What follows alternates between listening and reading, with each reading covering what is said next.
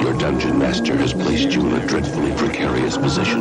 Dungeon master and dwarven sword master, hobgoblins, dwarves, elves, and halflings are some of the characters and terms used in this very complicated and controversial game. You're playing the most phenomenal game ever created.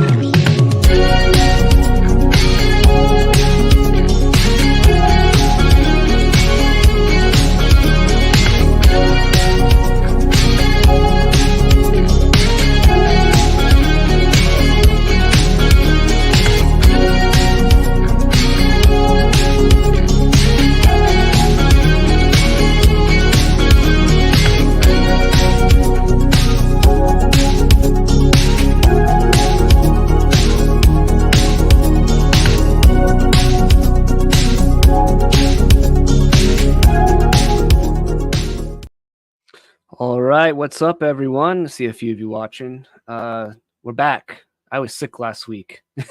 Yeah. Thanks for being around, Vic. Appreciate it. I'm still like kind of getting over my sickness. My daughter, we're working on the whole washing the hands thing, so she decided to share her lovely germs with me. And he's here, our guest. Yeah. Welcome, BDubs. What's up, dude? Hey. How you doing, guys? Good afternoon. Thanks for being on, man. So we have BDubs on. He was going to talk about this thing here that we got, Brozer. And, I think this is a cool little thing. I kind of read through it a little bit yesterday, and seems pretty neat. It's free on DriveThruRPG, and you can correct me if I'm wrong, BDubs, but I believe you guys are selling it at cost on Amazon for physical copies. That is correct. You can get this for free in a beautiful PDF version, or you can get a print from the evil corporation Amazon at cost. They will get the money. The bros will not get anything because we're offering this for free to give back to you, the people. Awesome. So what is the that was my Ryan Howard call back there with the awesome. What is what prompted you guys to do this? Like what was the culmination of this? Like where did Brozer come from? What is the genesis of this project that you guys worked on? Well, I'm here to talk Brozer. I'm here to answer your questions. I'm here to be a part of this amazing podcast. But really, I want to start with just to ask everyone here, is it good to be alive on the Natural Ones podcast on a Wednesday afternoon, or what? Feels good, right? It does. I'm glad I'm not sick anymore. So, Yeah. Well, Wednesday evening here, but yeah. Yeah. Vic is in Netherlands, so. Mm-hmm. All right, so this is an international podcast. I apologize, but my words will cross the oceans.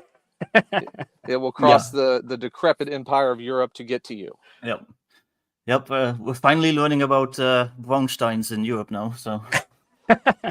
It's good. It's an American invention, despite the name and the disagreements over pronunciation. But the genesis of this was, people ask me all the time, it's what's a Braunstein? What is this thing? And I tell them, go read through dozens, perhaps hundreds of session reports of mine and Jeff Rose and the various bros over there. And they come back and say, I'm never going to do that. And I say, that makes sense. I understand you probably don't have that much time. The people we're speaking to have bookshelves full of Kickstarter books that they've never read, that they've spent thousands of dollars on. They've stressed out their wives and significant others, and racked up credit card debt on various things that they're not even going to run, or they're on X or Twitter, whatever you want to call it. And they're just talking about, man, wouldn't it be nice if I had some friends? And you know what? Brozer will help you have friends. Brozer will do it all for you. Your lifting will improve, your amount that you can bench press. Nice. You'll learn proper grooming. If you're in the OSR, you'll learn that thanks to Brozer. Thank you to Brozer. And we're offering it for free because we want to get these people on track, and we want them to understand what it is. So that was the genesis. Yeah. I'm all about good personal hygiene, so I appreciate that. I think it's cool because it's like it is one thing to point people to like play reports and stuff like that, and I kind of get what you guys are doing. Although it took me admittedly a little bit to figure out what you guys were talking about and what you're doing. Like what was it, a year or two ago? And once I understood what you're doing, I was like, oh, okay, and then at that point you can like take it or leave it. But what I would thought was cool going through this was that like it seemed like it's to me it's funny. I like the faction names and some of the stuff that's within it, and you guys seem to have fun when you guys play your games, and people can either like that or hate that, I guess. But I find it kind of entertaining in a lot of ways, and I just thought it was cool. Like it's kind of an excuse-free sort of thing. Like I want to try running this sort of faction or patron or Braunstein, or as Vic says, Braunstein. How do I say it, Vic? I don't know. Braunstein game. German pronunciation, yes. And like now there's like no excuse because like here's an island, here's like some factions and the resources that each faction and character has at their disposal. You can go have at it now. So like that you just said like, oh, I get it. You don't have the time probably, like, well, now that time problem has been kind of solved for you, it seems. You can go through Jeffro's introductory essay in Brozer and know all you need to know to run your own Braunstein with your own D&D campaign or Traveler campaign or Shadow Dark, the new hotness, that campaign. You're good to go on all that stuff because people are always asking me like, how do I do this? How do I run a Braunstein? How do I do one-to-one time? How do I do these things? Mm-hmm. And now they don't have any excuse. It's all right there. Jeffro has a little essay on how to do it generally, the philosophical aspects of it. I've got a little section of like common questions I thought people might have of how to run this one's particularly. But and like you said, we had all the bros that had time to do it, make up a faction. We tried to get some of the greatest hit factions of the bros in there that aren't that aren't IP protected. We don't have Tharks in there. We have green aliens, quote unquote. That's actually on me. I thought Bros' stuff was free to use, but Mr. Sova had to inform me that we can't just use Tharks. So we had to scrape the serial numbers off of that one. But when you run Brozer, you can just scratch over the name on your page and put Tharks, because that's what they are. They're the Tharks. And they got a spaceship. Yeah. You can fly around the island, blowing people up and all that kind of stuff. That's interesting because like Gary in 0E just straight up lists Tharks in the book, but I guess he doesn't stat them out. I don't know if that's like where the line is drawn. I don't know. I'm not a lawyer, so I don't. Maybe they were scared to go after Gary, or maybe they didn't have the time, or I don't know, or maybe none of that applied. Maybe they didn't care. I think the first run had hobbits as well, and he took it out. So yeah.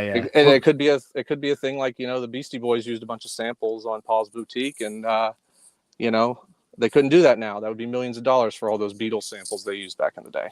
Yeah. But yeah, I think that's cool. Like the beginning does have like a lot of stuff here. So yeah, I'm looking at well, first you guys got an explanation of like why it's free, what your guys' logic behind that, which I think is admirable with like what a lot of you guys do, and I say this as someone who does sell RPG products, but like I'm very like I don't just try and shovel out any old thing, right? And I do feel like there's a lot within the OSR. It's just what's the term, PDF peddlers or whatever, where it's just like here's my crappy AI. Yeah, my book does have Tharks in it. I haven't gotten any letters yet, but yeah. But that like there's a lot of guys out there, there's a lot of different creators. I don't want to throw anyone particularly under the bus, but they're not sending out their best effort, and it's just there to like spam a bunch of PDFs that they can sell. And I think it's cool how you guys have you guys are always just pointing people to your blogs. You guys are always just, if you do make something like this, you're offering it for free, because I do think there needs to be somewhat of a pushback. Like if you're not gonna offering something that's useful and interesting and cool for free in comparison to a lot of stuff that costs money. Like even like a $3 PDF that is absolutely useless and absolutely terrible, and you're not going to get any value out of it, and you're out $2 or whatever. I think that's a good way of changing the mentality and everything within the hobby, I guess. That's fair. I think my that's games good. are $5, not 3. But yeah. Oh, sorry. Yeah, no, he wasn't gonna name you, it's good. It's good that you want to be a good guy. You don't want to name names of the people who are putting out shovelware PDFs like RPG Pundit. You don't want to name names of guys that are doing those things, because you don't want to bring down the wrath of those kind of guys, or call out, people who are maybe just doing their best, unlike RPG Pundit. But some people sometimes ask me, is this Brozer thing, are you guys now, you should put out products. You need to put out Braunstein products. You need to make cash. You guys deserve to get paid. It's the American way. It's capitalism. You're all in America. You need to get that money. You need to stack those G's. And I tell them, really, with our philosophy, I will make some money on this. I will probably shovel out some Braunstein products from Dubs myself at some point, because I do need cash. It's life is hard in Biden's America. So I certainly will be doing that at some point. I think that a lot of people, what they're hoping is the bros, they're like bargaining with us, like, please, can we be part of this Brownstein stuff without actually running any games? Could we please just buy some stuff? Can we just buy some stuff and put it on our shelf next to Dwimmermount? Can we please do that? And can we put it next to Lion and Dragon? And then we're part of the movement by purchasing things, which is really the American way since, I don't know, MCU at least. But I want to put it next to my Funko Pops, Dubs. Yeah, you can put Dubs are on Braunstein module 23, ran with Lion and Dragon. You can put that next to your limited edition, Beetlejuice Funko Pop. That's what you can do. So I'm perfectly happy to take everyone's money if they want to, live their life that way, if that's how they see the hobby.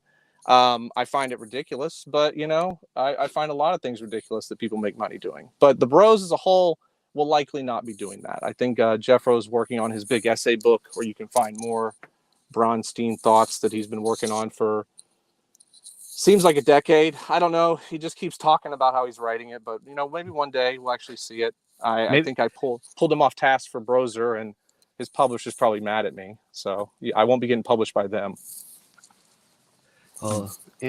Intanius says instead of giving Jeffro and BDubs money, we should give it to him for free. So yeah, if you would like to just send me cash for no particular reason, I can just reach out to me at BDubs1776 on Twitter.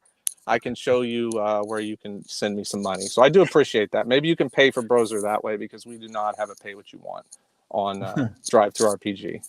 Well, I think I fully support you in making stuff. I follow your tweets all the time. I don't always interact with it. Like I'm just not on Twitter all that often though these days, because it's kind of I go through phases where I'm like, this place is toxic and I hate it, and then I go through phases where I'm like, yeah, it's all right, and then I'm in a it's toxic and I hate it phase right now.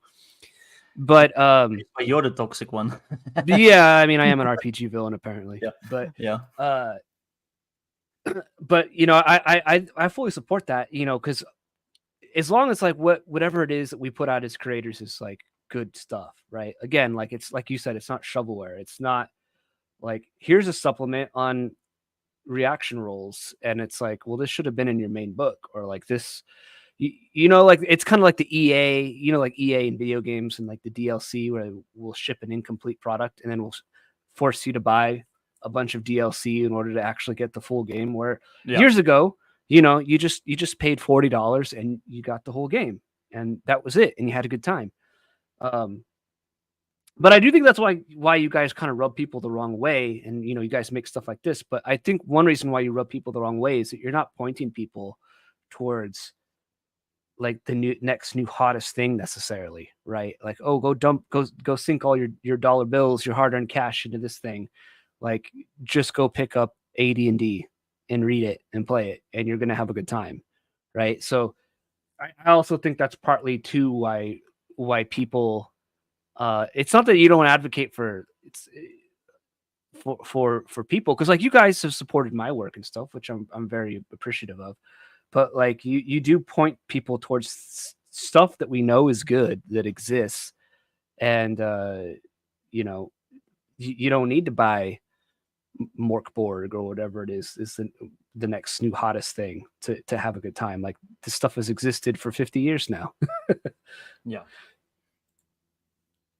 That's true. It's out there. You can play AD&D. That was Jeffro's original thesis that kind of started the BroSR in a way. Like, can we just run first edition raw without all the changes that all of us made over the years, including, when we started it in high school or got into it in college and thought, Gary doesn't know what he's talking about. Let's run it this way instead.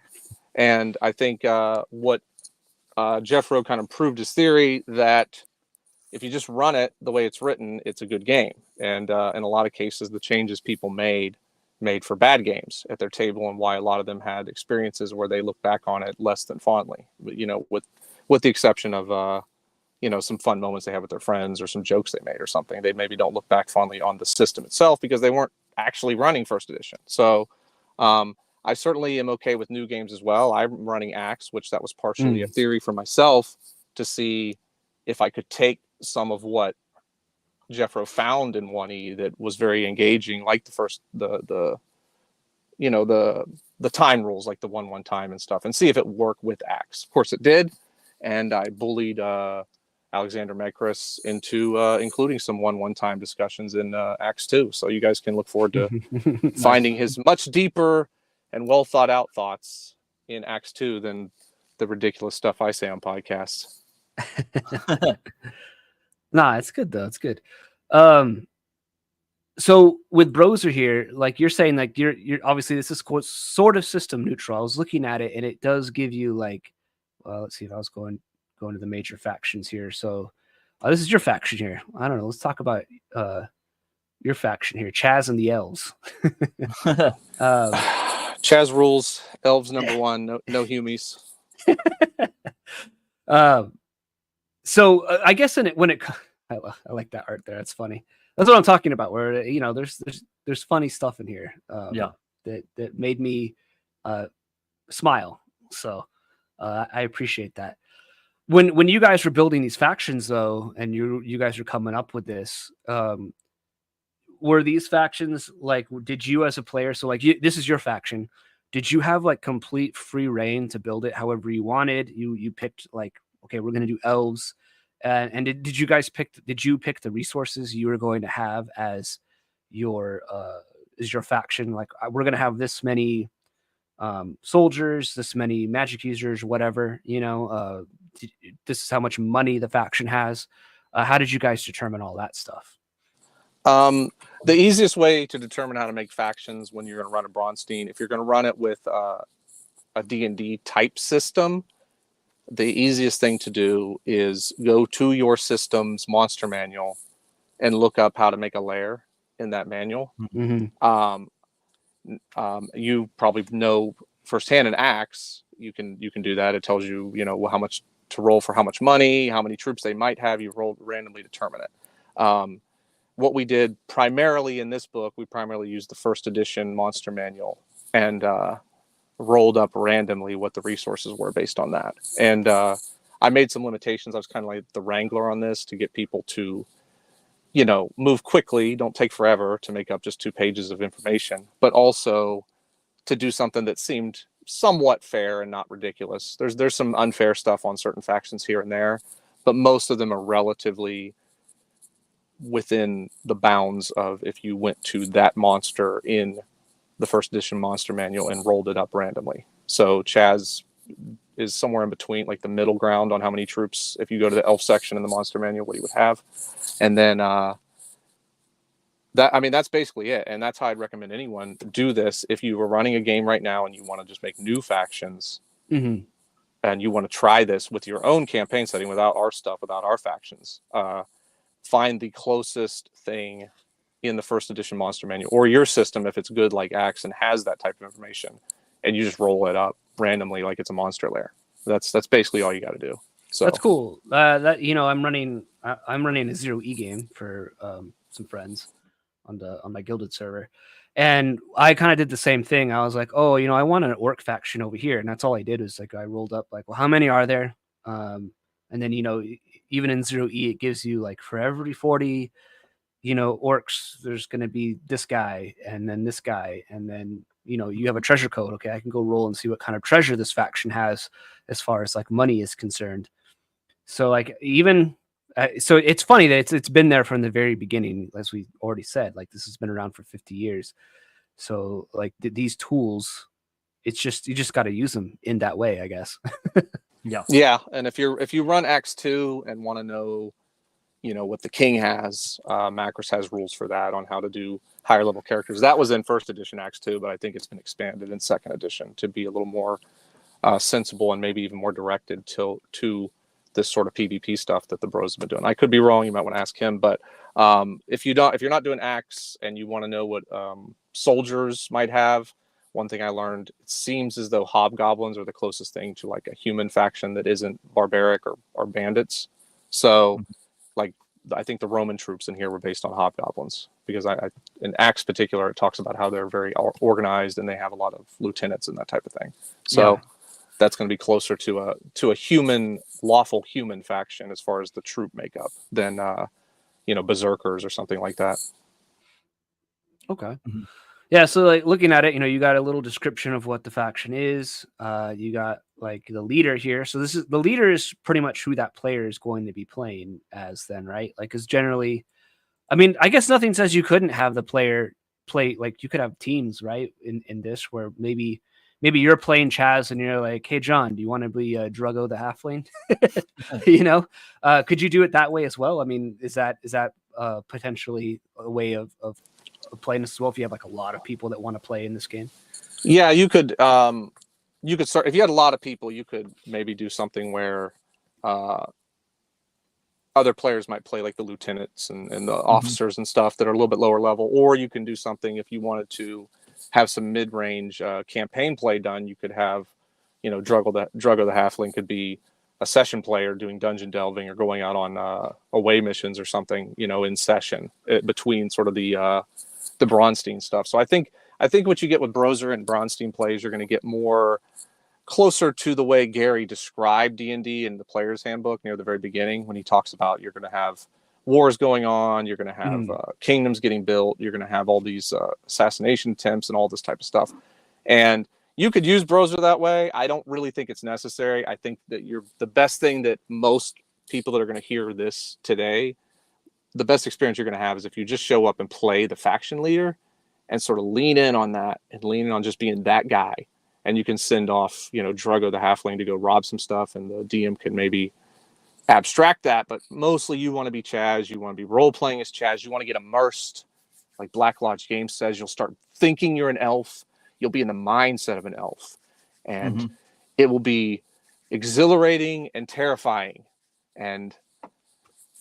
But you will understand, and you will understand what it is to scheme against these other players. And because the main thing with the Braunstein, what Jeffrey puts at the very beginning, and I put in my essay, is the Braunstein is multiple independent actors acting sometimes a PvP under a fog of war. So you're going to be doing schemes against each other primarily. That's going to be the deal. And that's going to lead to assassination attempts, skullduggery, red wedding type stuff, betrayals, big army battles. It just depends on what your players want. What you're going to end up seeing during the course of running this as a DM is when you just let them loose, they're going to go crazy. They're going to get into a side room. You're going to have 3 of them in a side room making all these schemes against another 3 in another room. And at some point you're going to see as a DM, like something's going to come together. The bros call that convergence. Something's going to come together. The red wedding type thing, which in one of the games, bro games, was called the red kegger. And in my Fishstein game, it was called the wet wedding. So we have to have these moments of everything coming together, and a big moment of do the bad guys win? Do the good guys win? Something like that. And it's going to happen every time if you're ready for it. So I just think everyone should just give it a try. One of the reasons it's free is so we can stop hearing excuses why people aren't doing it. You need to go out and try it. Yeah. There's no reason not to at this point. What's one of the considerations making it free, though? Maybe a little bit, certain people on Twitter accusing you guys of, theft and grifting and, trying to monetize on this shit. Yeah, I mean, I think that's like the elephant in the room Yeah. for maybe some people that are aware of the situation. Like, you guys have been accused of, like, this isn't a real Braunstein, this is what was a joke I think you made? It's like, this is sparkling Blackmore or something like that. Yeah. I love that. Yes. Some unfortunate individuals that I will not name, Griffith Morgan, have said some things that we are IP thieves, and I just find that unbelievable. Yeah. We haven't stolen the IP. We've recovered it. We own it now. The BroSR owns the Braunstein name. I'm sorry, Griffith Morgan. You don't, sir, because we did the hard work. We put in the work. We put in the time. We're doing the reps. We're running these things, and we're evolving what the Braunstein is. I would love to see the Barons of Braunstein book when he releases it in 2037 or whatever it is. Okay? I love the Secrets of Blackmore documentary. I do But too. the fact of the matter is, right now, at this moment, the bros are doing big things. We recovered the Braunstein as an idea, as a gaming method. And we didn't try to sell it because we want more people to do it. We want more people to experience this fun and this greatness that you can bring to your D&D campaigns. There's D&D campaigns all over the world right now. If they started strong, if they did not use 5e, they used a real system, they are out there and they're struggling because they might be losing interest. The players might be going, man, I'm getting high level. What do I do when I'm high level? This is boring. This is what you do. When you get to high level, look, you start off, you're like doing the keep on the Borderlands. You're doing some dungeon delving. You're screwing with some of the NPCs. You're getting the orcs to fight the ogre. It's cool. It's fun. But as you start to level, you start to wonder, what's the point? How many more magic items can I get? This is just a loot treadmill. That's boring. You have to change the way the game is approached. And the way to do that, when people start getting to like 5th level and above, I'm telling you, man, it's this Braunstein stuff. It's going to get the excitement back in your game. And even if you reset and those people hit the dungeon again and they just want to get away from this for a while, they don't want to do any more PvP, they don't want to scheme against each other, they want to break. If you just do it every once in a while, it's going to change the mindset, and they're going to know what they're actually leveling for. What's the purpose? Because they want to be able to have a character with some backstory, with some history, and with some magic items involved in one of these, and getting out there and screwing over the other players or taking land from their buddy. It's fun. Well, I think it sounds fun too. And to me, it's like what we see a lot in the hobby is it's constantly being billed as like, oh, this is communal storytelling, guys. Like, this is like we're getting together around the table and we're telling a story with dice, And the ironic part is that those kinds of people that say that, in my opinion, invariably are the same kinds of people that love to railroad their players. They have this strict sort of almost script-like adventure or campaign that they want to, I'm going to use air quotes, campaign that they want to run their players through. And to me, what I've discovered, not necessarily running Braunsteins, I've not really done it yet. I want to give it a shot. And I downloaded Brozer to read it over and be like, is this something, I know what you guys are doing, but it's like, what can I do it? Should I do it? And I think the answer is yes. At least it's like a one-time thing to get a feel for it. But those same people want to railroad their players. They want to do all these things, and it's actually not this communal sort of thing. And what this sounds like to me is it's like an even more of a communal thing, because like you're as the referee in one of these, like you're not really okay. Maybe you pass out the factions, but then you just sort of let the players go, right? And it's just whatever happens. I love that as like a guy who does zero prep gaming. Like I love it when the players generate the content for me, because they're going to be invested in it too. They're actually going to be interested in it, and rather than whatever dumb idea I come up with, they're never interested in the dumb idea I come up with. True. We've experienced that when we started out doing some of this stuff. it wasn't that we started out with this grand theory that zero prep is the way to go. Most of BroSR play and discoveries have been through the practice of doing it and realizing what was necessary to keep things going. And what we found to keep things going is when you show up and you tell your players you're going to do whatever, okay? It's not like a sandbox, like a video game like Assassin's Creed, like the sandbox is the 5 different mini games you can play. It's a sandbox like you literally can do anything. Because if you have clerics, and let's say the players roll up a bunch of clerics, they want to go hunt undead, you don't have to have undead stuff ready. You can just, they can investigate undead. Okay, there's a tomb over here. And then you can start rolling up the tomb as you go as part of your zero prep, because that's what the players wanted to do. If they're thieves and they want to start, some sort of racket, you can run that with zero prep. You're not going to be able to really prep that, which means you're going to need to focus on very low prep or zero prep so that you're not held hostage by stuff you've already done when the players show up and tell you what they really want. So that's kind of what the pros discovered is the zero prep was necessary. Anytime we prepped, it was always wasted. It was always trying to put, a square peg in a round hole with these players. Like they'd say, I want to do this. And you say, well, but you got to go over here, something like that. We weren't railroading to the degree that you see in like a 5e module, but it was still sort of like trying to fit things in something that wasn't fitting. So we moved towards zero prep.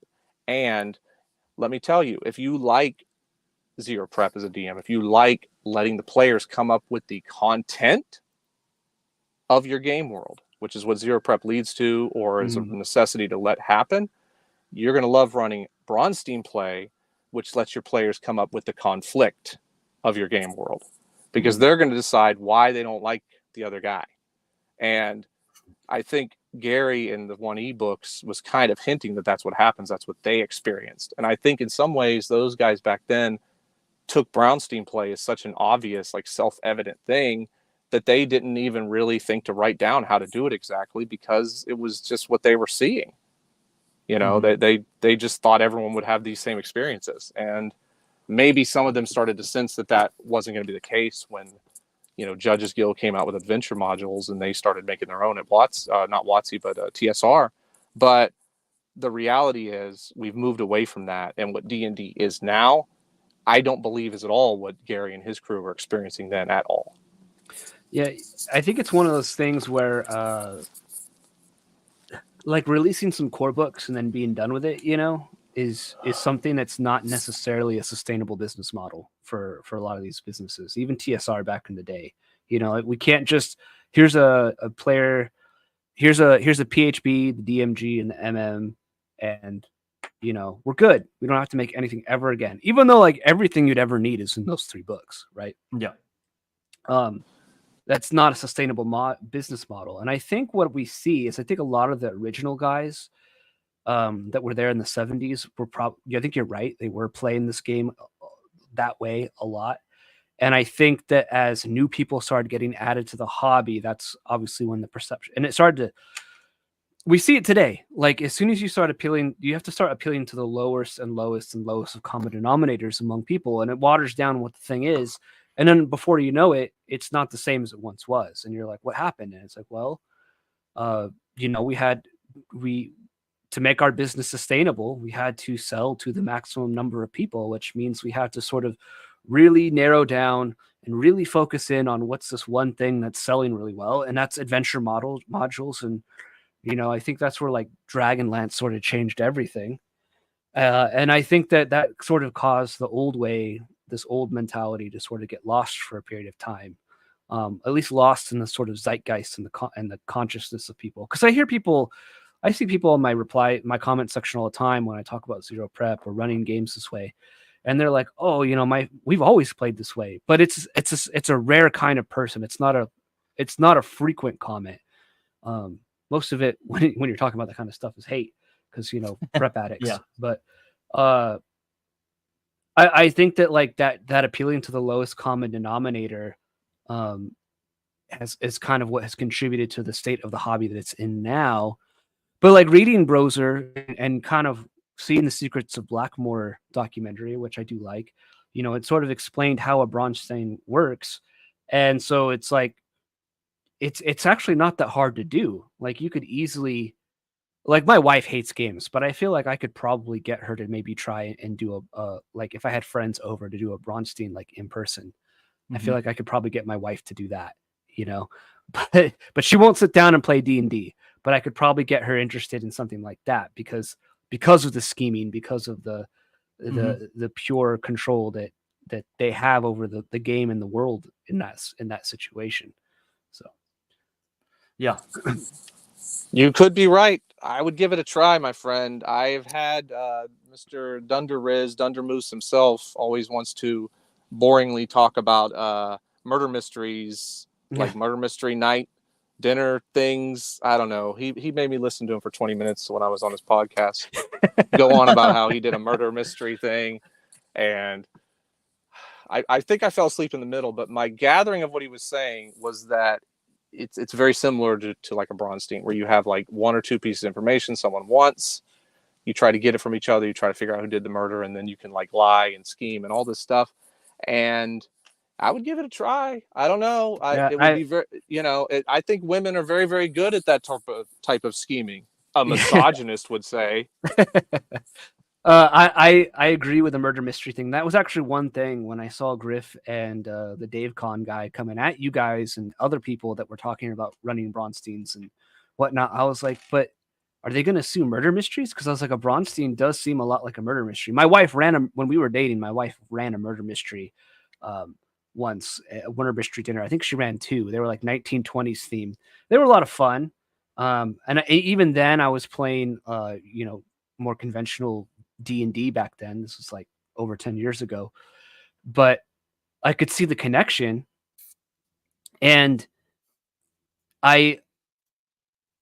so when Griff and the Dave Con guy are coming at you guys, I was like, there's so many, like you can go walk into Target or you go walk into Walmart and go to the game section and there's murder mystery games on the wall there. Like, are they going to sue these publishers for stealing an idea? I don't know. It's just dumb. Well, even the thing with sorry, God. No, go ahead. No, well, even the thing with everyone playing like a different faction leader and like all these characters. I used to do that like 25 years ago. I used to play these text like role-playing games where all these people would be on like role-playing.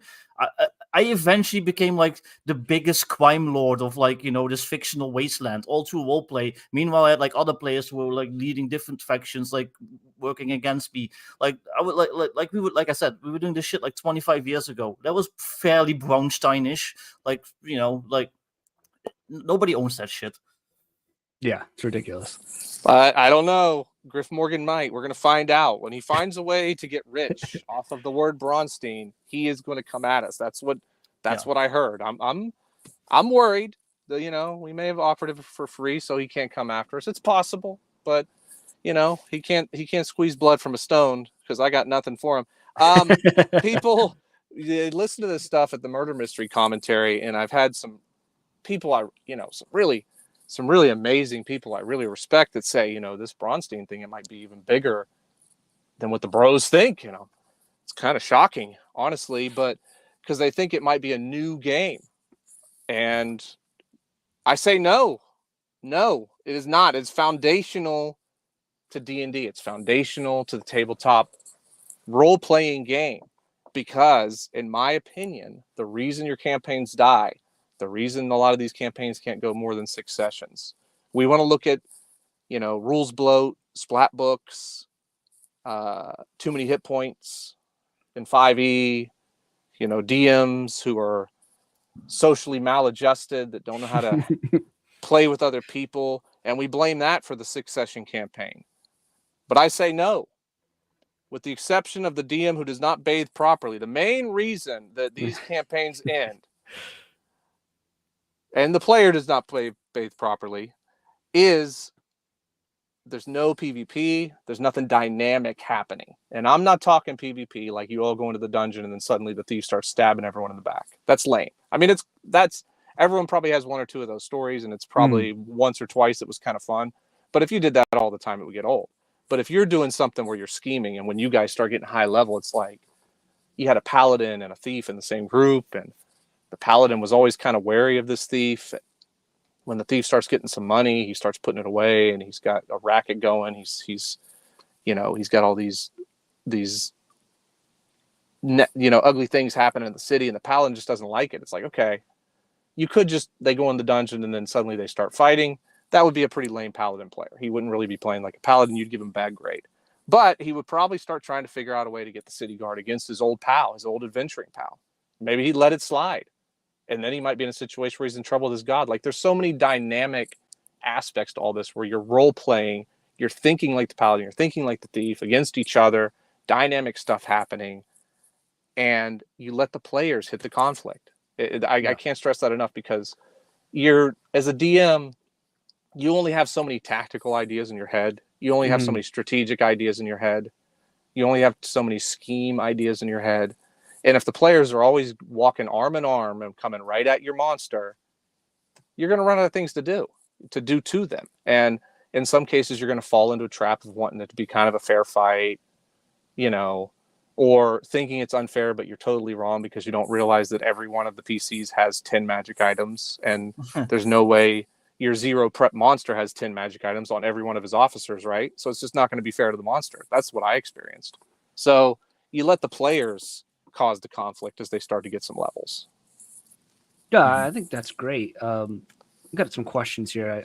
We kind of answered this question, Ironcaster.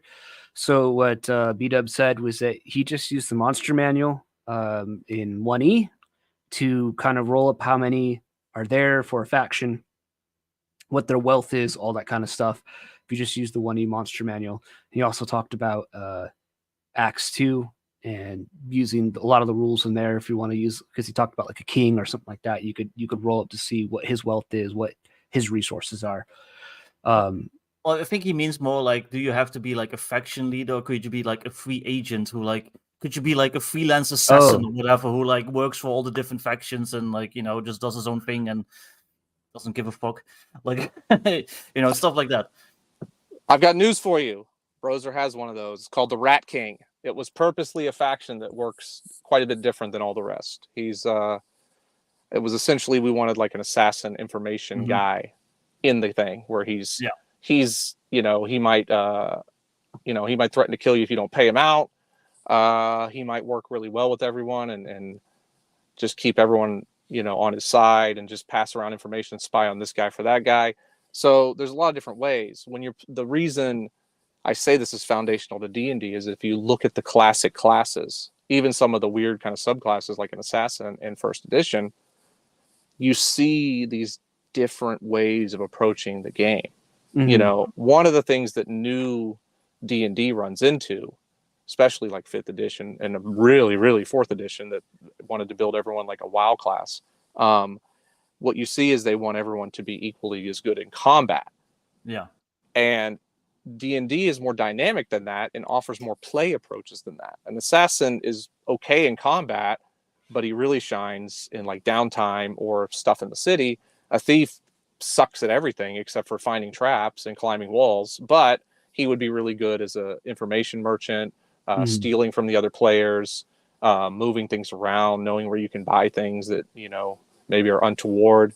There's these different things that are kind of baked into the gameplay loops of classic D&D that are kind of removed in the newer ones because they want everyone just to be a, DPS or tank or healer. Yeah. And that's where things started to die a little bit in D&D, in my opinion. And you kind of need to run an AD&D style campaign or an Act style campaign to explore some of that stuff.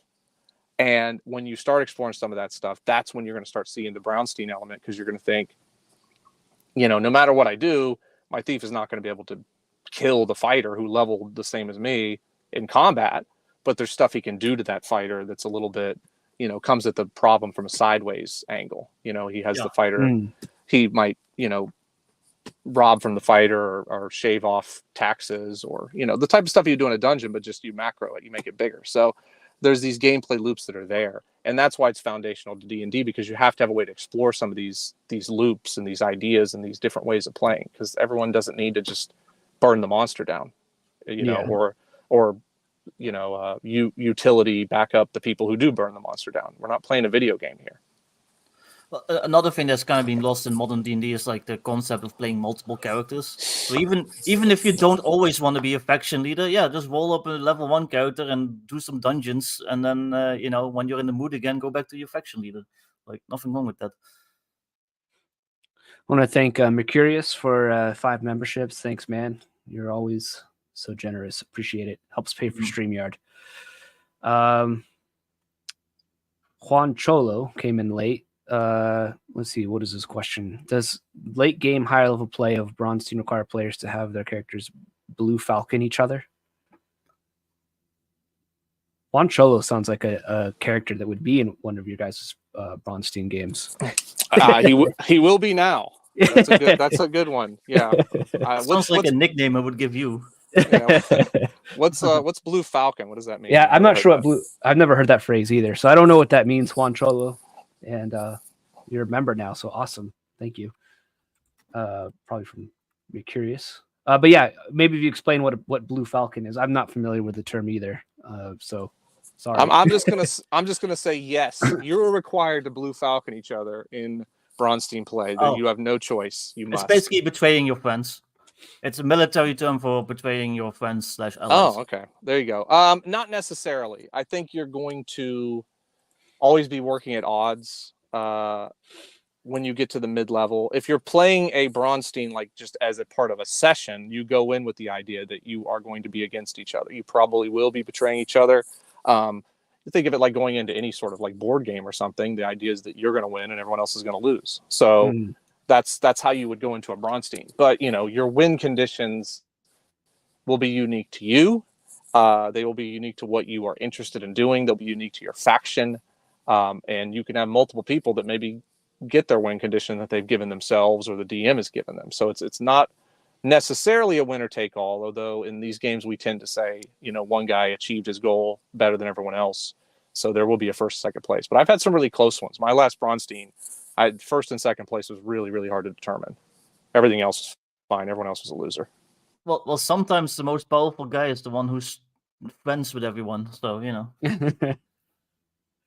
I think when you're building up, like if let's say you want to run a campaign and you're building up characters to this, I think what would make sense to me is that I think there's a potential for a group of adventurers that were friends with each other adventuring. They've now kind of split. They got their own factions. They got their own, you got the cleric over here. He has his temple and he's doing his thing. And you got the fighter over here. He's got his stronghold and his people, his peasants and whatnot. He's extracting taxes from, and the thief or the assassin is over there and he's doing his backstabby sort of thing over there. And they might have paths cross, or they might be allies with each other. But I think this is also why in 0E, Ben Milton stole this from you guys. It was kind of funny when he decided to talk about this as you guys were talking about it. But this is why 0E has this idea of like there can be 50 people playing a game. There's going to be there potentially the idea here, the assumed idea is that a lot of people are playing these games, and then I'm trying to imagine like what if half of those people or even a third of those people are doing this sort of higher level characters that is Braunstein, and just like you already have correct me if I'm wrong, but this is the kind of I think the goal that you're talking about, BDubs, is like these higher level players that are doing the Braunstein of these higher level characters. They're like already generating the content for the landscape for you. So it's like one of them's playing the king, let's say, and he's like, I really hate the dwarves over here. And the dwarf player is like, we really hate that king. And now there's a war between the two. And the Braunstein is playing out between those two. And then during all of that, you might be able to have an adventuring party that gets in the middle of that as well. And I don't know, to me, that's like super cool. I don't understand when people hear that kind of stuff. They go like, that just sounds bad and I hate it. Like it just sounds, I don't get it. Well, even just the idea, like say you ignore all the politics and you just want to adventure, but all of a sudden that other player over there, he's like a lord of the domain, and like all of a sudden you have to pay taxes to him, like like stuff like that's fun. Yeah, those people that object to that, I would say, don't really play. They theorize what might be good. They theorize how they might play D&D one day as they read their bookshelf full of unplayed Kickstarter heartbreakers. They theorize what a shower might be like. They theorize the time they might spend in the soup aisle staring down the chunky soup. They theorize, having facial hair that's not patchy. There's a lot of things that they probably think about, and they should really just jump in the game and play it. I mean, if you're going to be a hobbyist of this type of gaming and you think it sounds bad to have schemes going on in the background, even if you just prefer to adventure, even if you just prefer to hit the dungeon, that's fine. There's a lot of people that's their preference to how they play D&D, and it always will be, no matter what.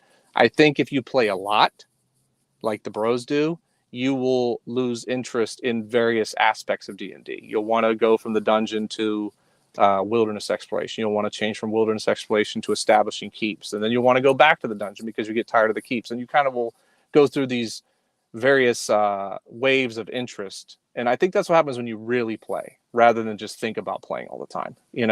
People sometimes will think about stuff that they really think will be cool about D&D. And then when they actually do play a lot with the bros, they'll start saying, wow, that thing I thought I would love forever, I'm kind of tired of it after a couple months, especially with our 1-to-1 time games. And what you guys were describing with you might just be adventuring and then these two people start fighting. That happened a lot in our 1-to-1 time games. They still do. I can point you to, in my campaign, Dubs are on, there was 2 factions. It was Ferrigno and the Legate of the one Axe Adventure, the first one. They decided to fight. They were going to have a war. And session time came around for the PCs. And I said, well, who are you going to help in this war? And they said, we're not helping anyone because the dragon's not in his lair. So we're going to go steal all his money. That's what they said. So I was like, that's brilliant. And I cannot fault you for that. That is a genius idea. The dragon is busy with a war.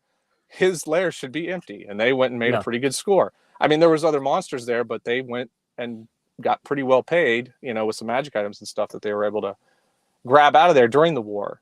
I'd say the difference between that, which was about 2 years ago with 1-to-1 time type play, Jeffro Gaxian time, and the Braunstein, is with the Braunstein, we're trying to push people, if there's going to be session playing going on, to do as much of the scheming and wars and all that stuff in session, have the action there in session and not just in a Discord channel or any of this stuff, or abstracted.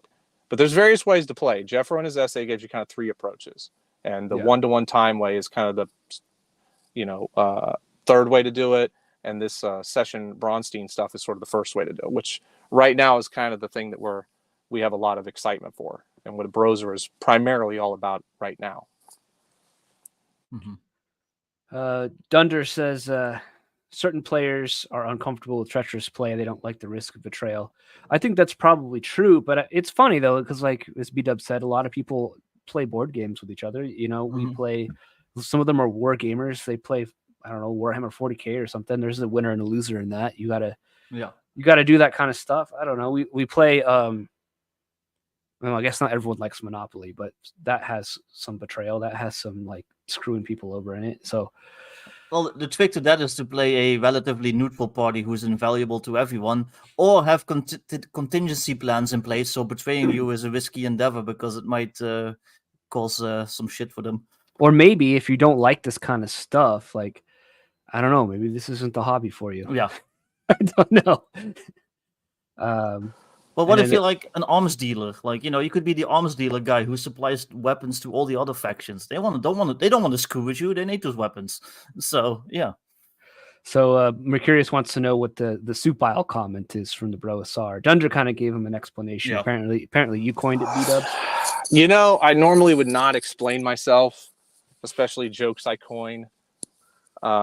Especially ones that I probably cannot deliver the punchlines as well a second time. But I was just realizing this and thinking about this. And honestly, you guys right here, and I want to say this as I'm going to have to get going in about 10 minutes, but I want to make sure I say this before I forget. You guys here at this podcast gave the Brozer new life I think it was last year or whatever, maybe 2 years ago. But Jeffro went on that ridiculous podcast with the execrable RPG pundit, and he was very unfair, called him a cult leader, etc. But Jeffro came on here and spoke with you guys and really set the record straight on what the bros were doing back then. And you gave them a chance to actually talk and not just saying nonsense at him like, a Kamabla debate or something. It actually made some sense and allowed him to speak for himself. And Jeffro maybe put his foot in his mouth. I don't know, but it was a good podcast overall. The main point being that you gave him a fair chance to speak. So with that in mind, a thank you to this podcast. Fantastic podcast. Everyone should listen to it. Everyone that's listening right now, you need to go tell all your friends to listen all the time, every week, whenever a basic expert is not sick and coughing up a lung or whatever he was up to these last few weeks. But I will say this, the soup aisle is a dangerous, haunted place where you will sometimes be going about your day, walking along at your local big box grocery store, trying to get things done. You're trying to get some fresh ingredients, but you realize maybe someday you might need to have some soup ready in a pinch when you're in a tough spot. And you turn the corner and you see it. You see them there. You see these guys, these tabletop gamers that have bookshelves full of unplayed books at home. You see one of them. He's got the con crud. He hasn't properly bathed. He's wearing sweatpants with stains. He's got really long Santa beard, or his hair is unkempt. And you turn the other way and you can't go in the soup. You don't get your chunky soup because he's haunting the aisle. You see these various individuals. But over the last few years, these are the individuals that want to tell you how to play your D&D game. These are people that you would not take advice on anything in your life. Nothing. Zero. You see them on podcasts all the time. Look, I know I'm not turning my camera on. Maybe I'm hideous. You don't know. I'm not. I can tell you I'm very handsome. But these guys are extremely hideous. Okay? You wouldn't take advice from them on personal finance. You wouldn't take advice on them from, getting a quality wife. You wouldn't take advice on them on where to, get some good style. You might ask them where to find, comfortable sweatpants when you're ready to give up on life and just sit around in a, basement apartment somewhere, with your other loser friends. But you will not take advice on them in anything. And yet they want to come along to the Bro SR and say, hey, you guys aren't playing this right.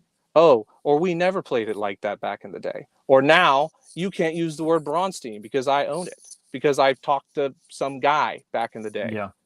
And my point on the Dunder Moose podcast, where I coined that term, was to make a point that we're giving some of these people way too much credit. We're listening to what they have to say when they are not somebody you'd listen to on anything in your life. So if they want us to listen to them, they need to bathe properly, get their life together, maybe get a haircut, maybe trim their beard, something like this. Maybe put on some slacks, get some chinos, something like that actually has some style, because they look awful.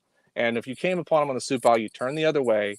And if you come upon their D&D takes, people want to pretend to be polite, but the fact of the matter is their D&D takes are terrible. They're awful. They're boring. They're idiotic. And in some cases, they're extremely stale. They're refried OSR junk from 15 years ago.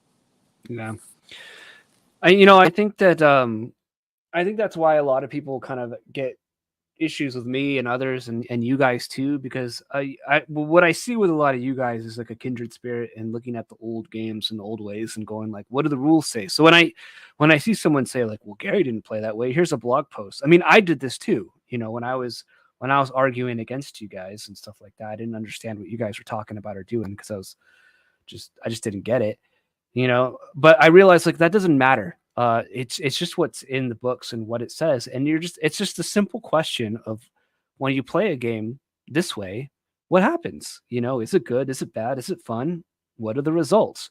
It's like a very simple premise. And these people, as you call them, soup aisle people, they don't seem to like even grasp that question. That question is out of their reach, of,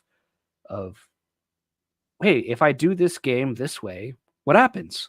They're fine if you going to them going, if I play the game your way, what happens? They're totally fine with that. But if it's this way, this other way we're talking about, it's all of a sudden taboo and you're bad and you're terrible and you're a one true wayer and you're evil and you should be kicked out of the hobby and we're going to cancel you. I just keep that whole argument simple. It's like, yeah, he didn't play that way. Maybe he wrote it that way, and I just paid $50 for this shit. So guess what? Like, I want to know what it says. Yeah, I wasn't at his kitchen table in 1988. But I did buy the book from Drive to RPG just now. So hey, guess what? Yeah, you don't need to do anthropology on Gary's blog posts or forum posts. Even worse. Oh my goodness, can you picture it? This poor guy, this poor man who created our hobby, sitting in a dark basement room somewhere, hunched over a laptop, agreeing with forum posters, talking to forum posters. Oh my goodness, that is the hive of just disgust and chunky Campbell's soup slurping weirdos in the forum. And this is the founder of the hobby. He could have done so better. It honestly saddens me to think about him ending and spending any of his last days. Why wasn't he with family? Why wasn't he with his kids? Why wasn't he hanging out with friends with a beer? You know, or maybe he was doing that after he was doing all those fun things and just going to sleep late. Maybe he had insomnia. So then maybe we should dismiss the things Gary was saying on forums like Dragon's Foot, because maybe he was in an insomnia stupor. Who knows? But what he did write down very clearly was the first edition books. So run the books. And I think that people have some of these issues and they think these things because they want to rule zero everything. They want to do subjectivism. They want to rule zero the world. They want to rule zero gender. They want to rule zero everything. They don't want anything to mean anything. It's a philosophical stance. But I've read some things that a lot of people identify themselves with their job. You know, like I'm a construction worker. I'm a mariner if they're a soldier or something like this. And they said that sometimes that's healthy. Sometimes people go a little too far with having their identity tied to their job, especially, get unemployed in Biden's America. But to have your identity tied to role-playing games, it's honestly depressing. Don't have your identity tied to it. The game is good. The game is bad. Whether you ran a bad game for a long time does not reflect badly on you as a person, okay? If you had and you ran D&D incorrectly or rule zeroed everything and all your friends thought it was lame, but they, humored you because they're your buddies, that's fine. Everyone goes through stuff like that. Don't be offended by it. We're not attacking you personally because you run awful D&D games. But we want you to do better. That's why we made Brozer free. That's why I'm here trying to spread the word for everyone to download Brozer, to give it a try, to run a Brownstein, do it in session, have some fun. Honestly, I also want to say I'm a practicing Catholic. You should also go to church. You should get baptized. You should submit to Rome. You should pray a daily rosary. But after you've done all that, and then you lift and do some proper grooming, go download Brozer, have a lot of fun with your friends, and you're going to see that this is foundational to D&D. This is the new great thing out there. And the bros did it for you because we love you. Awesome. Nice. Well, I don't want to keep you too much longer. I don't know how much time you have left. I know you said you have to jet soon. So yeah, man, I do. And I appreciate it. I really, really do. I appreciate you letting me get in front of your amazing and handsome and I'm sure very successful audience to come talk about this. And, again, thank you guys for giving the bros a chance, even when you maybe disagree with us sometimes, or we were a little bit too crazy or cut promos that are maybe a little bit too cutting. We do respect both of you very much, and we respect your thoughts and whatever you're bringing to this. We really, you guys are both on the right track, and I think that there's some similarities what you're doing, and hopefully maybe Brozer and our thoughts can get you guys to try some things that you're really going to enjoy and bring to your audience again. Yeah, I think so. I think it'd be fun to maybe do something for Halloween with Brozer. Maybe I'm kind of got some ideas in my head, kind of stewing. So we'll see what happens. Do it, man. All right. Yeah, I am going to jet. Thank you both very much, and have a great day and a great rest of your week. And to all your listeners as well, thank you all for listening. No problem. Thanks for coming on, man. Later. Bye, guys. All right. Well, we got some. Yeah, I got some time left. I'm going to do the Canadian version of Brozer. I'm going to call it Hoser. I do think it's a cool concept. Like I said, I read through a little bit of it, and last night as I was resting, and there's cool ideas in there. I think that just the beginning of it that explains what a Braunstein is. I mean, the interesting thing with it is like really if you watch the Secrets of Blackmore documentary, which, you know, despite Griff not liking me, I do think his documentary is very good. Like it explains exactly what it is. And so, I mean, the whole concept that you have to play a Braunstein a certain way in order for it to be an actual Braunstein, an authentic game, I think it's just silly, especially coming from people that advocate for Rule Zero in the hobby in general. Yeah. It's like, it's like, well, they speak out of both sides of the mouth. And that's like the annoying part. I don't like that sort of hypocrisy. But and I also don't like if this is so important to you, like why is it contained to like? So if you ask about Braunsteins, it's like, well, come to this very specific little con in Wisconsin, and then you'll learn about it. Like, no, I'm like across the world. Just tell me, like, And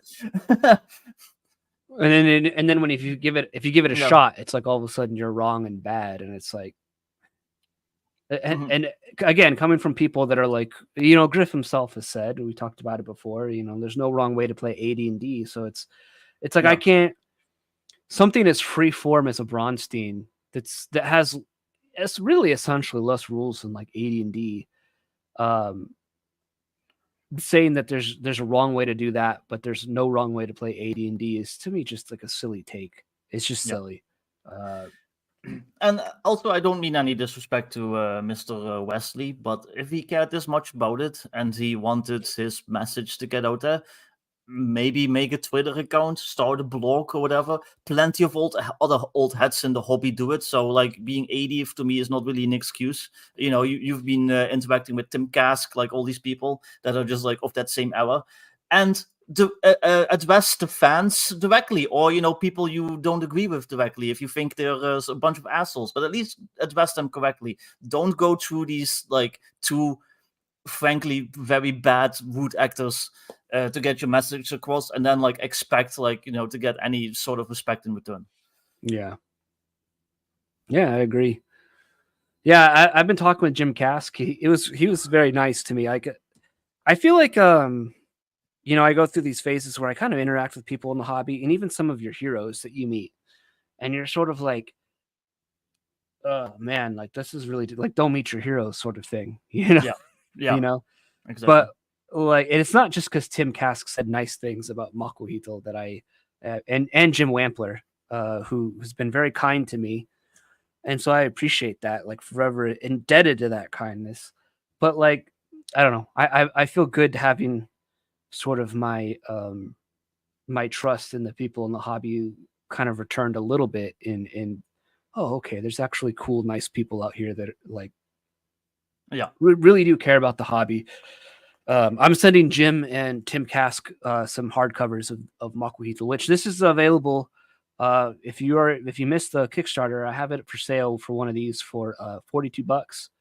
You can get one of these 42 plus shipping. A little more expensive than what the backers had to pay. I think it's like $10 more expensive. But hey, that's only fair. They backed it, so. That's another thing. Like on one side, you've got the people that say if you send somebody like stuff, you're a stalker, you're like harassing them, you're bothering them, like all this stuff. And on the other side, you have people who are generally like happy and excited when you send them stuff. Like I recently sent a PDF of Modern Necessities to two writers that I really like and that inspired me and that I know play D&D and you know into that stuff. And I sent them a free copy of the PDF, and they were both like really thankful for it. And then, you know, like I said, on the other end, you have people calling you a stalker because you dared sending Wesley a couple of books. Yeah, I'm a stalker because I got his contact info from himself publicly posting it online. It's like, yeah, exactly, ridiculous. But yeah, Jim Wampler sent me a bunch of stuff because Jim told me, I said, hey, I want to send you and Tim Kask a copy of hardcover of Makuhito because again, Tim Kask was so kind and he said that Makuhito was the best designed RPG he's seen in 30 years. And to me, that's just like, whoa, like I don't think I deserve that sort of accolade at all for the work I did on it. It's not perfect by any means, but hearing that from someone who's like an OG is like, you know, that's really cool. And so I told Jim, I'm like, I want to send you and Tim some hardcovers, and he said only if I can send you some stuff. So we exchanged addresses, and he sent me a bunch of cool stuff. He sent me some Scientific Barbarians, which are I'm looking forward to diving into these, and he sent me some of these too. Nice. Which I'm interested in using. I think like I could roughly probably use these for Atomic Punk, because this is like post-apocalyptic stuff. For Mutant Crawl Classics, I would have to change some things, but I'm sure I could probably get ideas from this for use if I'm running my own Atomic Punk games. And the same is true for a lot of the Scientific Barbarian stuff. So pretty neat. He sent me 4 books, and then this one was cool. He sent me this. I'll probably cover these on my channel at some point, but it's 4 different issues of older Scientific Barbarian issues in one like compendium, 440 pages. So it's Scientific Barbarian like a zine? Yeah, I think it's like his zine, whatever. I think it's like his zine or zine, however you pronounce that word. Yeah, but I think it's magazine, so it's zine, I guess. Yeah. Yeah, there's like a bunch of stuff in here. It's massive. Yeah. So yeah, really, really cool stuff. So yeah, exactly, Mercurius. It is pretty sus. Yeah, it seems like abusive to me. It seems it is very shady. It is very shady. Thank you for the $5. Especially unlike the people that he is accusing of IP theft and stuff, he does actually have a financial interest in this now, apparently. So, well, whatever. You know, it's say too much to get lawyers on my ass.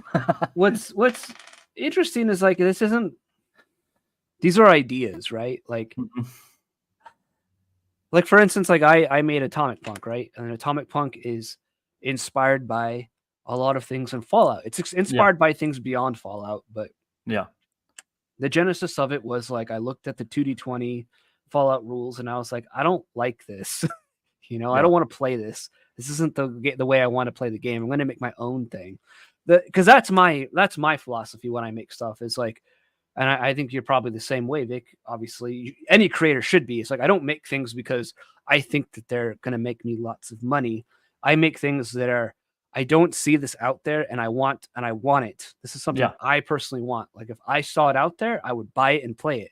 Yeah, but I don't see it out there the way I want it, so I'm going to make it so that it exists now. And that's what like Atomic Punk started as. But it draws from lots of other things like that I'm influenced by. Like I looked at I like the Half-Life video games too. So there's some stuff from like Half-Life in it and old 1950s. Well, guess what? Fallout is based on other shit. It's not some newfangled like like they didn't like make that shit up out of thin air. Fallout is based on Mad Max, A Boy and His Dog, like all this like other like previous like post-apocalyptic shit. It's even based on previous games like Wasteland, Fountain of Dreams, like all that stuff. So guess what? People take inspirations from shit. Yeah, and speaking of shit, what's up? What's up, Greg? What's going on?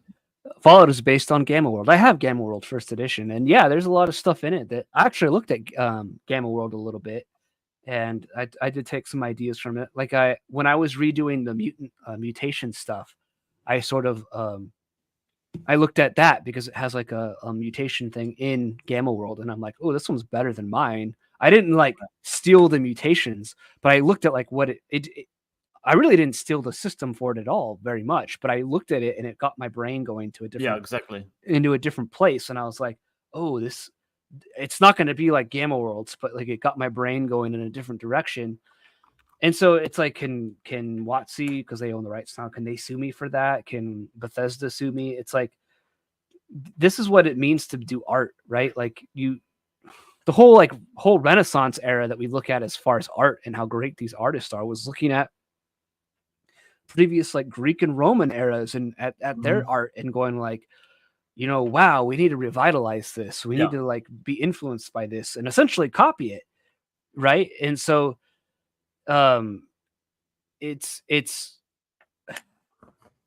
to me to try and go after people for using the word Braunstein is just, I don't know, it's just silly. It bothers me. It gives me that same kind of like disgust I get when I hear people talk about like cultural appropriation, because it's like, oh, you're a white person wearing a kimono. You can do that. Only Japanese people can wear kimonos.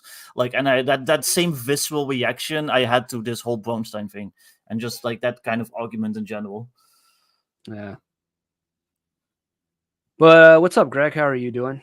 What's Has your Kickstarter? I got an email, but I didn't get a chance to read it yet. Is it launched yet, or are you about to launch? It's gonna launch on Friday. Friday, awesome. All right. In case any of you missed it, Greg was on the last time before I got sick, and he was talking about Titans of Fallen Earth, his Mecha vs Kaiju game.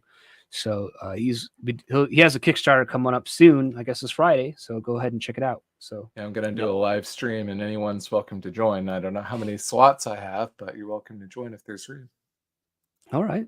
Yeah. If I might hop on. I'm actually going to be hanging out with OG GM. He wanted to talk to me about Atomic Punk that afternoon, but maybe after that I can see if I can hang out. We'll see. I heard you talking about Braunstein. Are you taking some shit for Atomic Punk for copying Fallout? Say it again. Sorry. Are you taking some shit on Atomic Punk for being influenced by Fallout? No, but I remember what Pundit reviewed the old version of it, and he didn't seem to get that it was Fallout, and then people in the comments were like, "Oh, it's just a ripoff of Fallout," and I'm like, "You guys are retarded. The whole point was that it's influenced by Fallout." Like, that's like literally the whole outset. I very clearly wore Fallout on my sleeve, and I am wearing Fallout on my sleeve with it. So it's it's a galaxy brain. Yeah, very. It's stupid. How's my volume? You're good. You're good. Okay.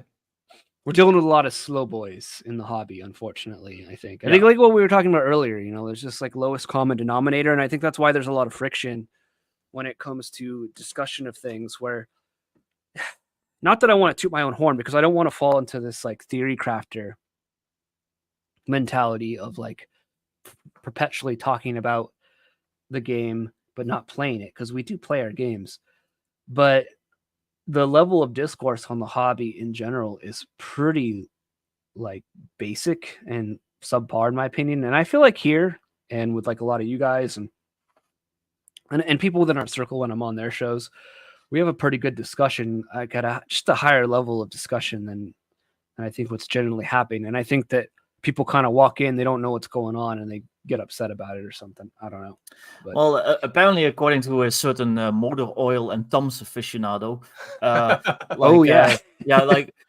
you and me, we like.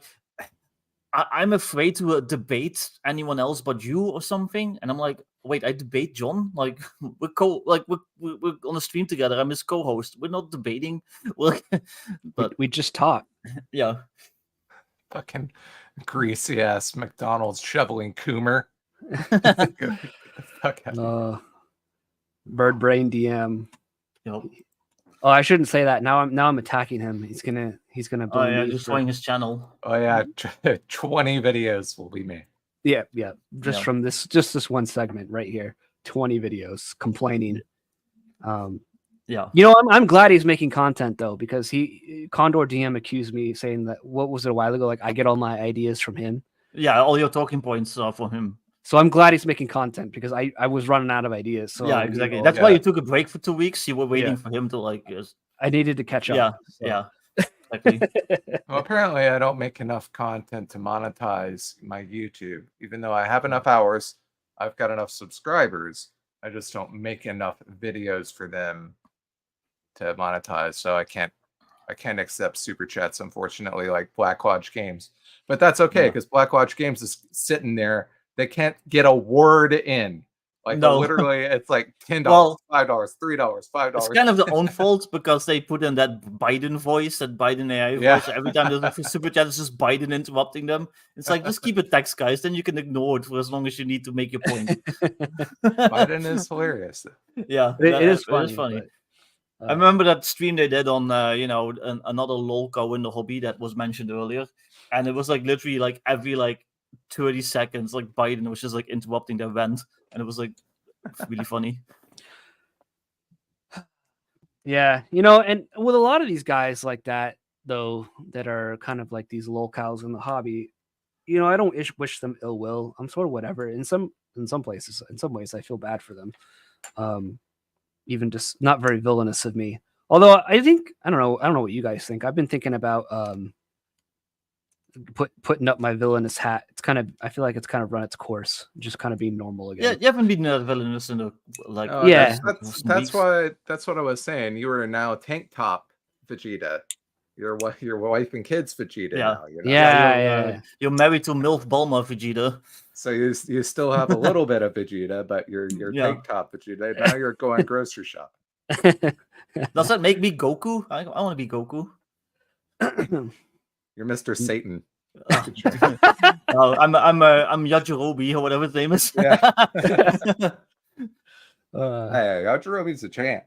Yeah. Leave him alone. Has TB finally joined the ranks of the Brozer? I don't think so. I'm just friends with a lot of the guys, like like BDubs and stuff. Like I'm chill with them.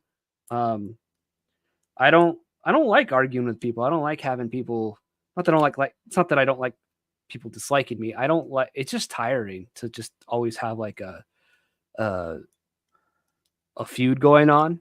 Yeah. And I've said for a while, like my goal has always just been to be cool with everyone out there.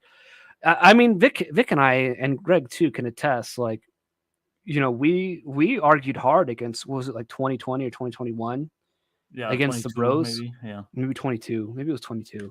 We didn't understand. I didn't understand what was going on, and it got nasty. Like I was blocked by some of those guys. You know, John Mollison had me blocked. I really like John Mollison. He's a really good guy, and me and him are like very friendly to each other now. But at the time, you know, I was blocked. I think I was blocked by Jeffro and a few other people. So it's like, I'm just here to be cool with anyone that's willing to be cool with me. There's some people that I think, like with those guys, it never got super personal though, and they didn't try to destroy me like other people in the hobby have. And so for me, that was always that bridge was just like never burned down. And so I was willing to listen to what they had to say and the ideas that they had and go, oh, okay, that's what they're doing. That's what they're saying. I get it now. Maybe I don't agree with it still or whatever, but I get it and I can give it a shot. I can give their ideas a chance because I try and be a fair person. That's always been my goal. It's like try to be a fair guy. Well, and even if I don't give a shit about their ideas, like I don't use Brozer ideas. I have my own ways of doing things that I enjoy, but that doesn't mean that, you know, I'm going to be dicks to them. And for the most part, most of them, if not all of them, have been really nice to me. So like, why would I fight with them? Like a lot of the anti-Brozer people have turned out to be bigger jerks than they ever have. So exactly. Well, like I said, they never tried to destroy me, but the anti-Brozer people have. And you know, I have in this book here, in the back, are names of some of the Brozer guys that backed this book. You know. I'll always be grateful to people that want to give my work a shot. They want to give my ideas a shot. And I think the only fair thing you can do is do that in return to people and to just be fair. And so that's always been my goal. I would say like my villain arc though, I don't even know if I was really so much a villain. It was more like I think I was more like anti-hero in some respects. I just got sick of, as they put it, supile rejects being obnoxious. So you just had to flex your muscles for a bit after being quiet for a long while. Like we both like just try to not say anything about all the people going after us and stuff, because, you know, we try to be the better man and not start drama, because, you know, you get all those people, like the moment you speak up, they accuse you of being the asshole. But like I've said on other streams, we're still dudes. At a certain point, you have to be like, I'm not just some pussy who's just going to let you walk all over me like constantly. Like, I'm going to say something. So, you know, that was your few weeks to show that that was the case. Only that didn't make him completely wrong, and like, you know, how dare he defend himself? Yeah, I hate those people. Those people that like that. If you defend yourself, you're just as bad as the person who's like trying to cancel you. Fucking suck my dick. Like, I'll say it out loud. Fuck you. Yeah, it's not cool to treat people that way, especially when they're just trying to be like, look, I just want to be left alone, and really that's what all I want. Like, I just want to post my ideas. it's not that I don't want to be challenged, but like you don't see me going out. I don't go and hunt like I don't Google like or search on X like Rule 0 TTRPG No. and then try and find like anyone talking about Rule 0 stuff and then go like, oh, I'm gonna quote tweet and dunk on this person. But I feel like a lot of these other guys to some degree do that. There were some people that only ever appear in my replies when they're being negative, and it just gets tiring. Yeah. You know, and it's just like I'm in this hobby for fun. I make this stuff because it's fun. You know, I really love this hobby. It's not my personality, as we talked about earlier, but you know, it's fun. I enjoy doing it. Otherwise, I wouldn't do it. Yeah. So well, yeah, like you said, they only ever appear to be negative. They never interact with us just to be friendly or to have like a good discussion. They don't buy our games. They don't watch our show. They don't support us in any way. But then they demand like to be listened to the moment they come in with their like inane fucking bullshit, and then they get mad when you just dismiss them. I'm sure I'll have some Brozer back my book. Hopefully, maybe. The nice ones will. The nice ones who are based Christians and not heathens, like the, some of them are. So, the Nigerian D&D says, I tried to give away a link to free class subclasses directing people to X on a Reddit post. Well, there's your problem. You're on Reddit. I was downvoted into the oblivion without a single look. Deleted that account due to the vitriol. I mean, that sucks. When I was doing this Kickstarter, my name came up in a lot of the Reddit discords and the OSR that are kind of, Rainbow Skittles people.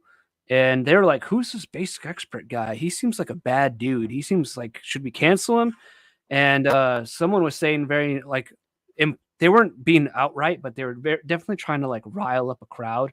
And actually, I was surprised. The Reddit mods actually shut it down and were like, hey, look, you can't do that. Yeah. Because and then the thing on the Shadow Dog Discord.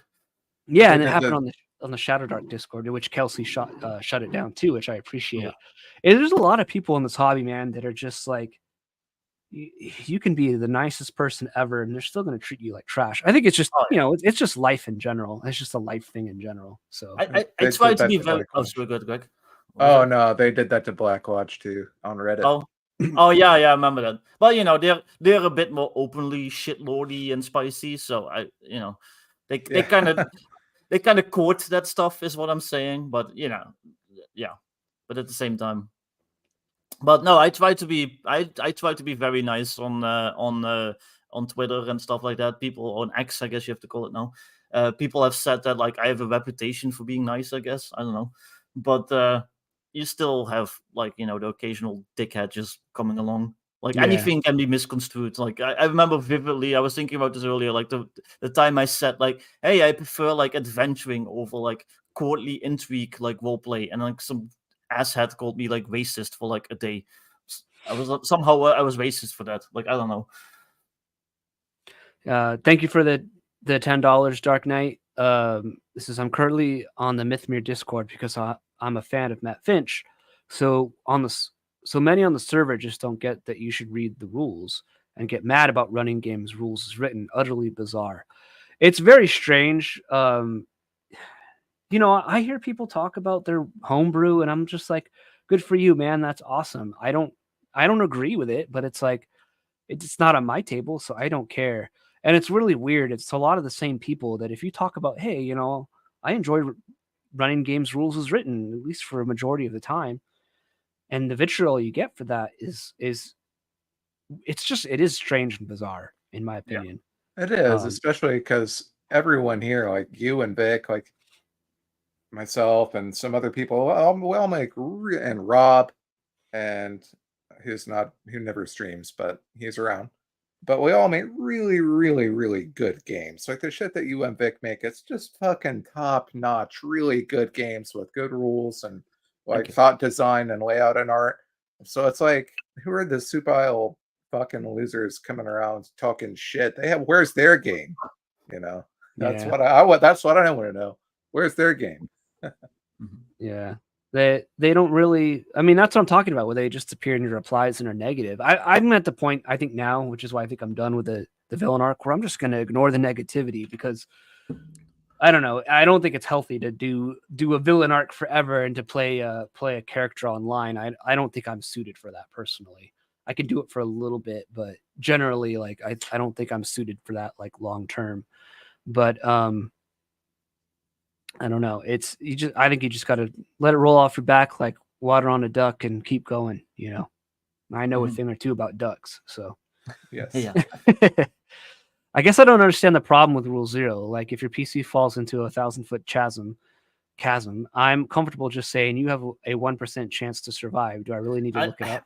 I don't really consider that Rule Zero. Rule Zero. When we say Rule Zero, it's kind of a shorthand for the people that refuse to even look at the rules to begin with, and they just want to like homebrew any old nonsense into there that they can. Yeah, my favorite anecdote about Rule Zero, and I mentioned this on Natural Ones, like not last stream, but the stream before, was the Alexander Macrease playtesting. Do you remember that one?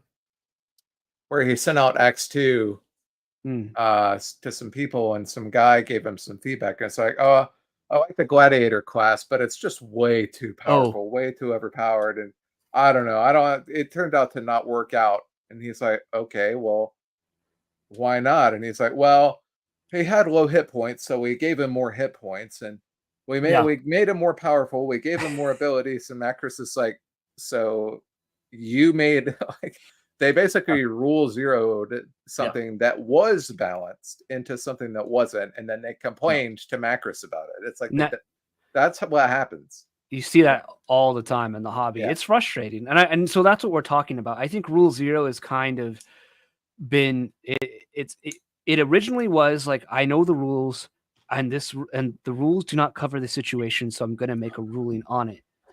And then generally, as it says in 0E, you should write it in your book or write it down so that you can be consistent, because consistency is key. And it sort of morphed into this like, well, I'm going to like do this and this, and I'm going to change this, and and it's sort of ballooned into this thing that it never really was meant to be, I think. And I think that's our problem with it. That's our problem with it. It's not that I'm like, you know, this is technically like a homebrew, right? Like, this is Rule Zero. It's 0E, and I changed it to be something else that 0E is not. So it's to think that like I'm against it or whatever is is my position, is to straw man, I think, what I'm saying. But nuance is hard for people to, I guess. I don't know. And it kind of comes from like the 3rd edition like era, I think, when people started to treat RPGs as more of a toolbox and less as like a complete game. Yeah. And so they would pick and pull and change and mess with things. And it's like they didn't seem to realize that it is a complete game, and the parts interact with each other in ways that aren't supposed to be messed with and picked and pulled apart, and because that breaks it. Yeah. And so that's where a lot of the Rule Zero stuff comes from. People just think the game is a toolbox and they can do whatever they want. They don't have to read the complete rules and understand that. They just do whatever they want. Yeah, Rule Zero to me isn't coming up with a like, oh, this is some edge case, so just roll the D100 and we'll see what happens. That to me isn't Rule Zero. Rule Zero is like, well, Gygax says I can like change the game how I want, so I'm gonna, instead of a D20, it's 2D10 now. And this Gladiator class, instead of like 1D8 health at the start, he has 5D8 health, and he can attack 6 times around. Like, that's Rule Zero. Yeah, that's what we're talking about. Yeah. Dark Knight says it's unbalanced because it can't handle my stupidity. That's unfortunately a lot of the hobby these days. And it seems like we're talking down to people. Look, I'm a big dumb idiot. Like, I'm not a smart guy. Like, really, I'm not. I am super hard on myself all the time about everything. Super hypercritical of myself, to the point where I'm probably too hard on myself. So it has nothing to do with that. It's just like, I think it gets to a point where I think a lot of us want to have a conversation about the hobby in a way that hasn't been had in a while. And that's not to say we're groundbreaking or anything, but it just means like we want to talk about things in a particular way, and people get butthurt about it because I think that there's some sort of underlying psychological conviction or something there. Yeah. So I don't know. Well, it's also if we're discussing the game online, we should discuss the game as it's written, because everyone can look at the book and know what the hell you're talking about. I am not interested in your homebrew rules that you made up in 1989 and like only you know and only your group knows. But you come into my tweets like expecting me to like respect this and just discuss this as seriously as like as I would just the actual game.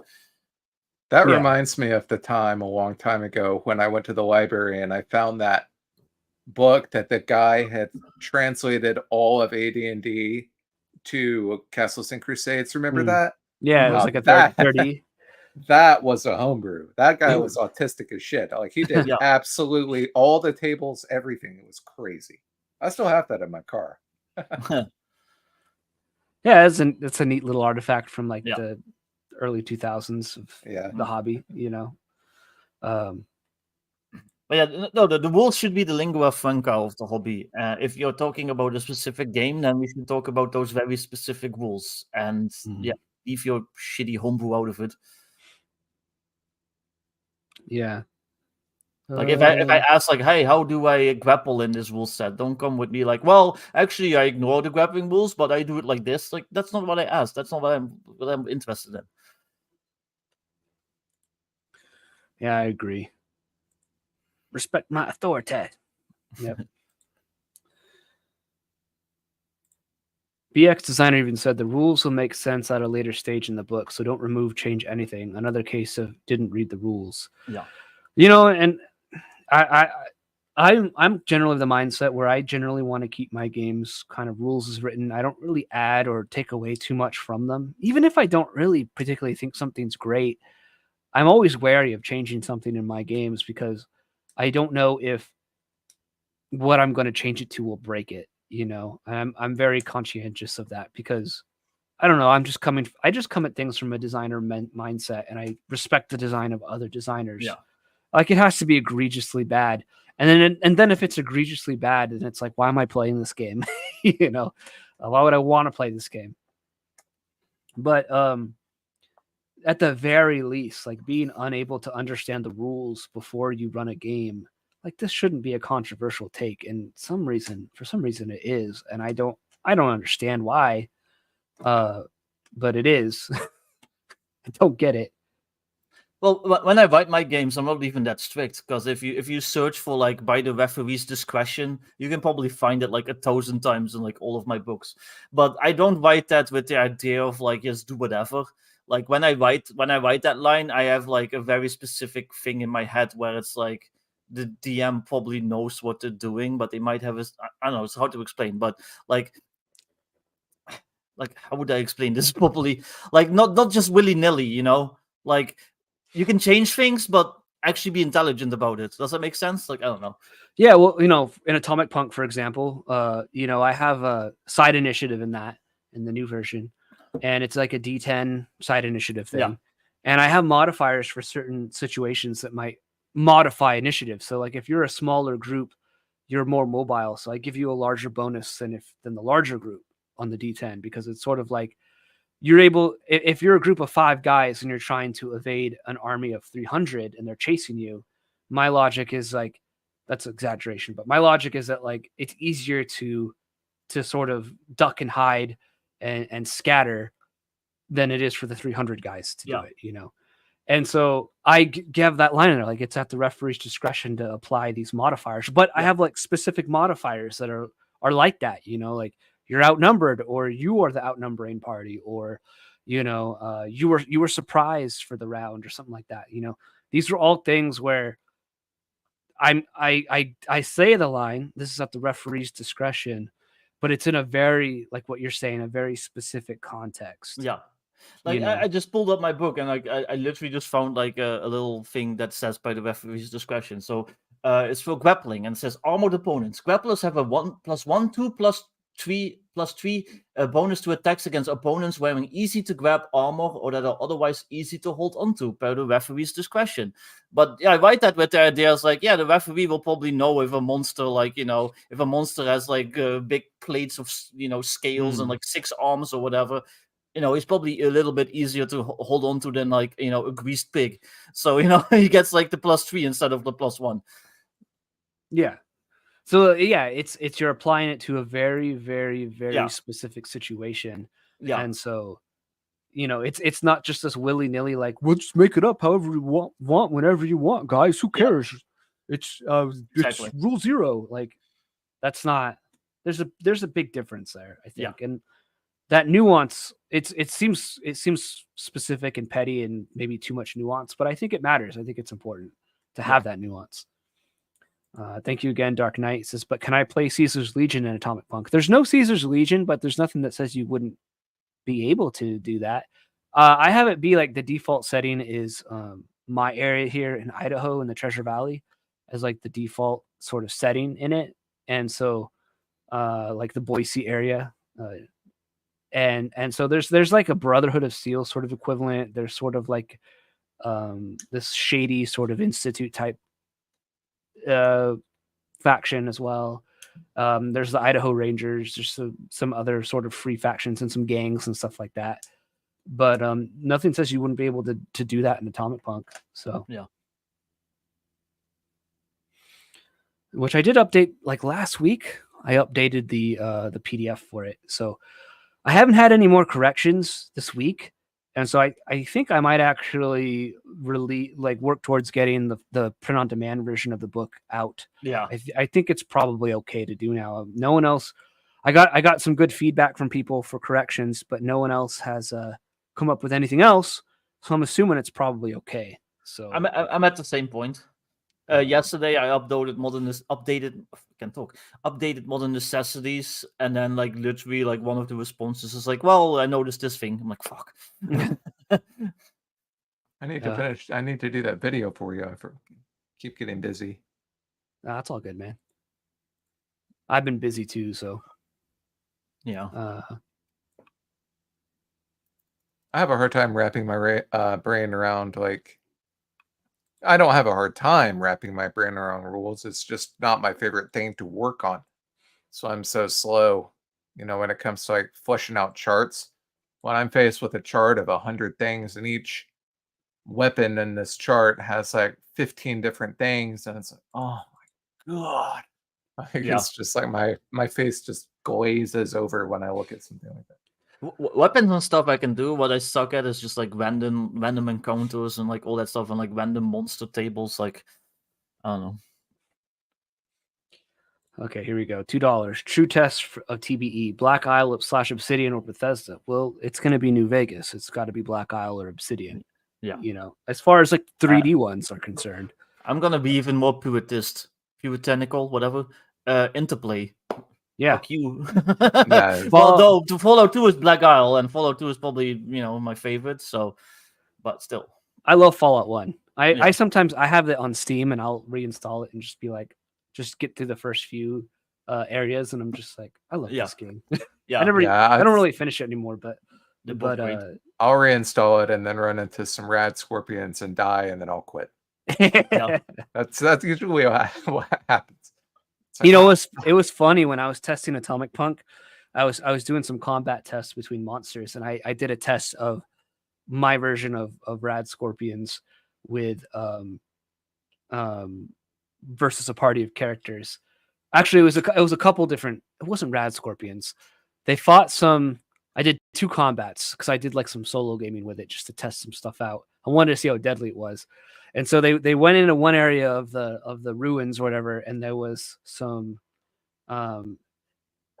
head leeches there, some hosts with they're like my version of the crab, the head crab from Half-Life, but instead of a crab, it's like this whole leech that goes over your head, and and just like wiggles around and like it eats your head down to your brainstem and then controls your body. That's like the monster, and so they ran into some of those guys at the party and they just like wasted it, like no problem. And then they get into the next area. It was just some like wolves, because I just have some basic wolves in the game as well.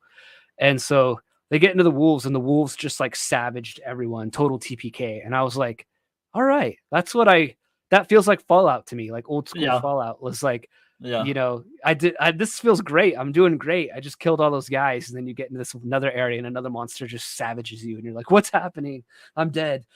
I actually got to talk to some of the original developers of Fallout and even Wasteland and some of those older games, because that main text game that I was on was based on Wasteland. It was like a spiritual continuation of Wasteland. And they actually ended up like logging on and like talking to us and stuff. It was really cool. That's my beef.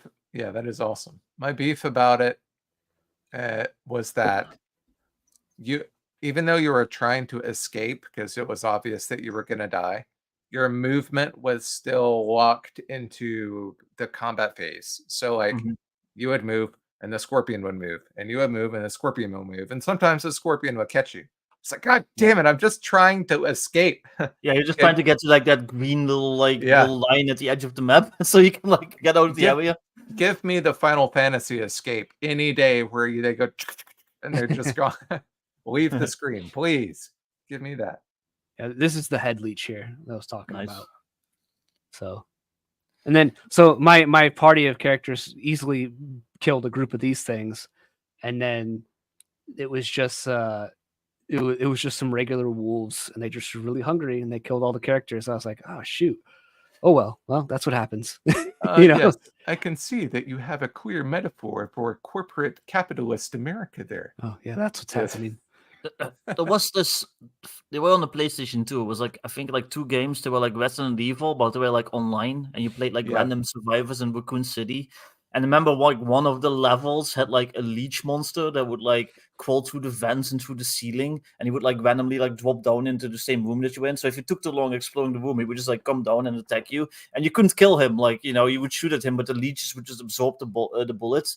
And I remember that shit like scared the hell out of me. Like one of my worst nightmares is being chased by stuff that I can't kill, but it just like relentlessly like pursues me. So that like this reminded me of that. I have nightmares like that too, usually about aliens. Yeah. And like I'll have a gun, like a pulse rifle, some nondescript nightmare gun, but that it's always like ineffectual, or it doesn't have any ammo or something. Yeah, exactly. Something like that. Or like what the weird thing in those dreams for me is like you shoot it and like the bullet, it goes really, really slow for some reason. Yeah. So I used to be able to not be able to pull the trigger. Like I didn't have the strength to pull the trigger. But then once I started shooting in real life and I actually like found out how easy that shit is, like I haven't had one of those dreams since. Nice. You combated your own. Yeah. Yeah, I'm excited to get Atomic Punk in print. I want to start running it. I think I'm gonna run some Atomic Punk. I like the previous games that we did. Yeah, I don't know if I mean, I feel like I don't really run very good like actual plays. I'm always torn. I don't know. Maybe some people can ask me about this. Like, I talk about games, but I freely admit that like I'm not the best GM, at least as far as like presenting the game. I think my players are always engaged, but I don't run the kind of game that's fun for other people to watch. That's always been my problem with not many people plays. do. Yeah, not many people do though, so I wouldn't really worried about it. Like not everyone can be critical wall, I guess. So, but that's what makes me feel like, is it even worth like recording a session or whatever? People enjoyed our Adventures in Middle Earth session, the one that we uploaded. So yeah, and Crossface and Oma were telling in isolation. So yeah, that game's scary, but so good. Well, Crossface and Oma were like saying they want me to run the One Ring second edition for them, and I still need to get around to that. Yeah, that was fun. It's a little bit tricky. System is a little bit tricky. The character generation is awful. Yeah, because all of those chapters like are just like all over the place. But otherwise, it was fun. Just like Wob getting stabbed and like getting like his poisoned. His poisoned and stuff like that. Yeah. Yeah, I have the same problem when it comes to playtesting. That's why I'm so slow about playtesting the Titan game, because like all the people who want to playtest it with me, like I kind of know them a little bit. Like I guess they're my online friends or whatever. Like I know who they are, and Mhm. I would prefer to playtest with complete strangers. Actually, so I need to go down to the local game store and playtest with like a total people I've never met or heard of before. Because when you have like friends, they're either going to be super critical and like bust your balls, or if you're playtesting with friends, they're like, "Oh, that's gold. Oh, that's gold," and they're just like, "Not, you're not going to get anything out of it because they're going to think it's Yeah. like everything is awesome about it." You know? I don't know. On the Guilded server, like whenever I've shown like work in progress, even on the Guilded server, like I get like fucking 10 people like giving their opinions. So and like you should That's do this, true. Vic. That's why I always I always show things when they're like a little bit more Yeah. done. So Yeah, me too these days. um, Then they'll accept it. yeah. I'll show one thing because I've talked about it. If I can find it. There it is. So I am working on a. We're getting towards the end here, probably. I am working on a 5e thing. Oh yeah, nice. Thought I'd share it. Kind of Oh where I'm at. shit! Did you decide on a name yet? Not yet. I do think I like the eagle and the crescent, though. Yeah, I that's do- a good name. I in do my kind of opinion. like that. So I'll pass this off to other people after. But I'm working on a game. It's going to be a 5e game, a complete 5e game. I feel like I've wanted to revisit 5e for a while, and my idea is a very low magic. Because I was reading Brancolonia, I was reading Adventures in Middle Earth. Those are like two of my favorite 5e products. Yeah. And I feel like they do 5e really well. Like it's the best 5e I've seen.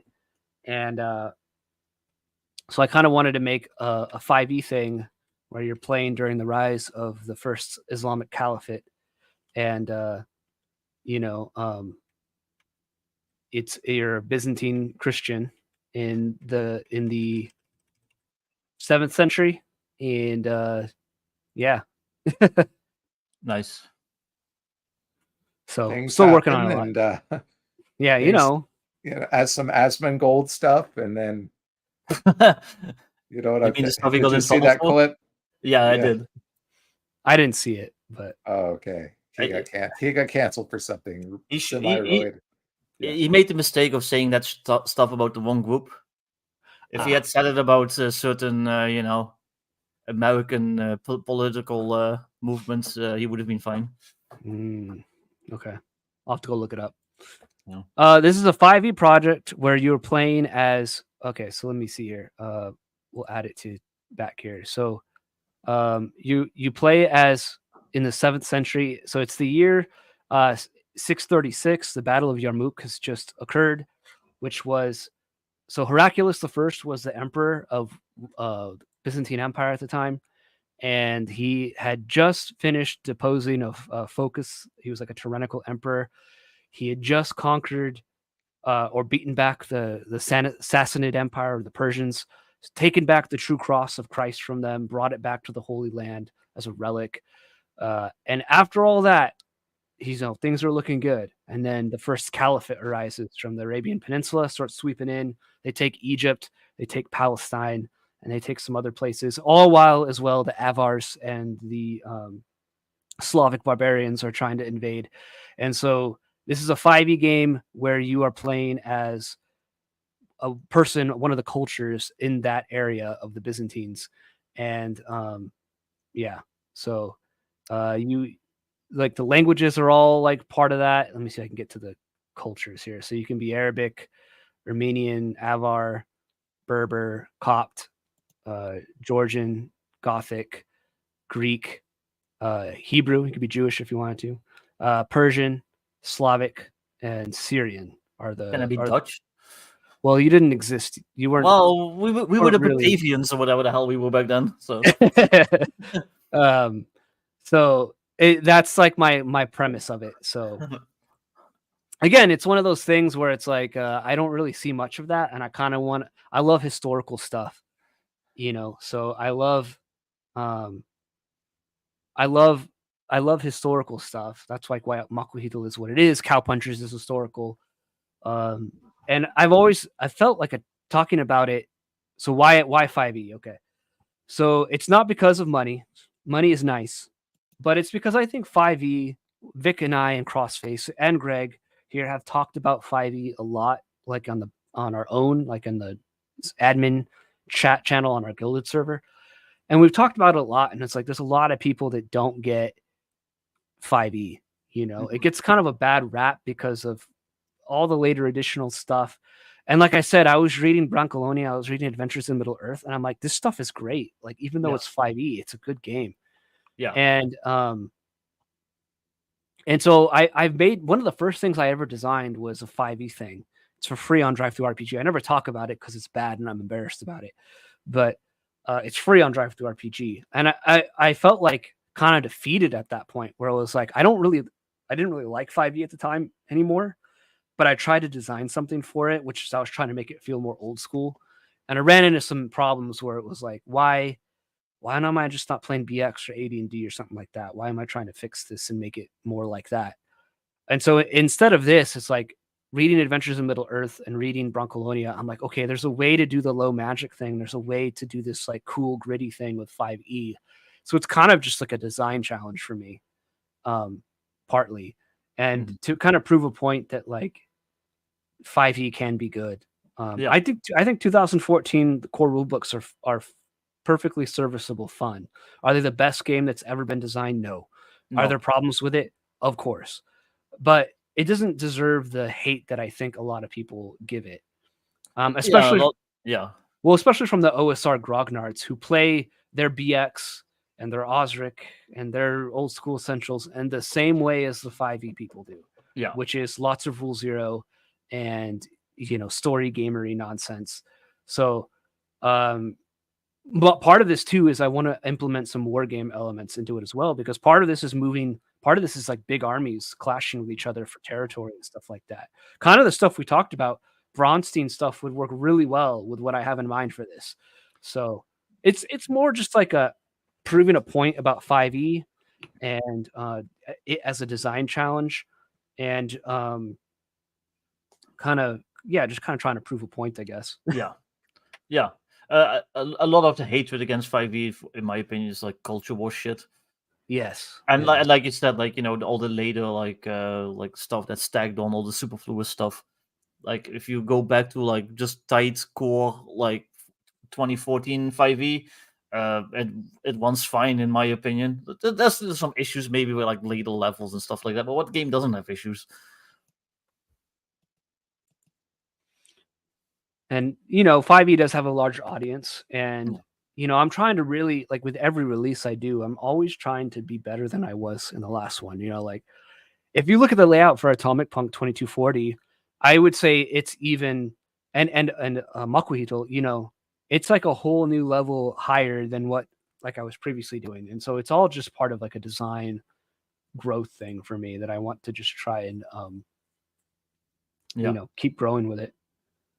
Yeah, I think it's a good move because the 2024 D&D stuff, it's not making the splash that I guess the company thought it was going to make. And is it officially out now? Like, I guess it's out now because it's been out for months. Well, people in Guilds talk about buying it, so I guess it's officially out. The player's handbook is out. I don't think the monster manual or the DMG is out yet. I haven't seen like any sort of hype. Nobody in my like personal circles has talked about it, so nobody cares. I think it's going to be like when Wizards went from 3.5 to 4, nobody cared. It was like, why? We're happy with 3.5. I don't want to move to 4. So I think we're going to see a lot of that with 5e. And again, is a 5e a perfect system? No. Can it be fixed? I think so. And I think that I'm smarter, wiser, and a better designer now than I was even 4 years ago or 3 years ago. Like I've read more books, I've designed more things, I've played more games.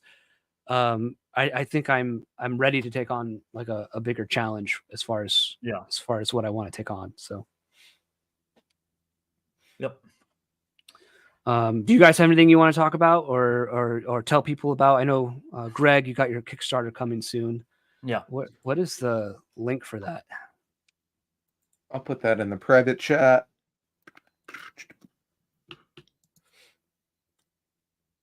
Yeah, I've been marketing this for over a month now and talking about it for a long time, and I've got cool trailers, and I've been on like 5 streams talking about it. Gonna be on Dunder Moose later.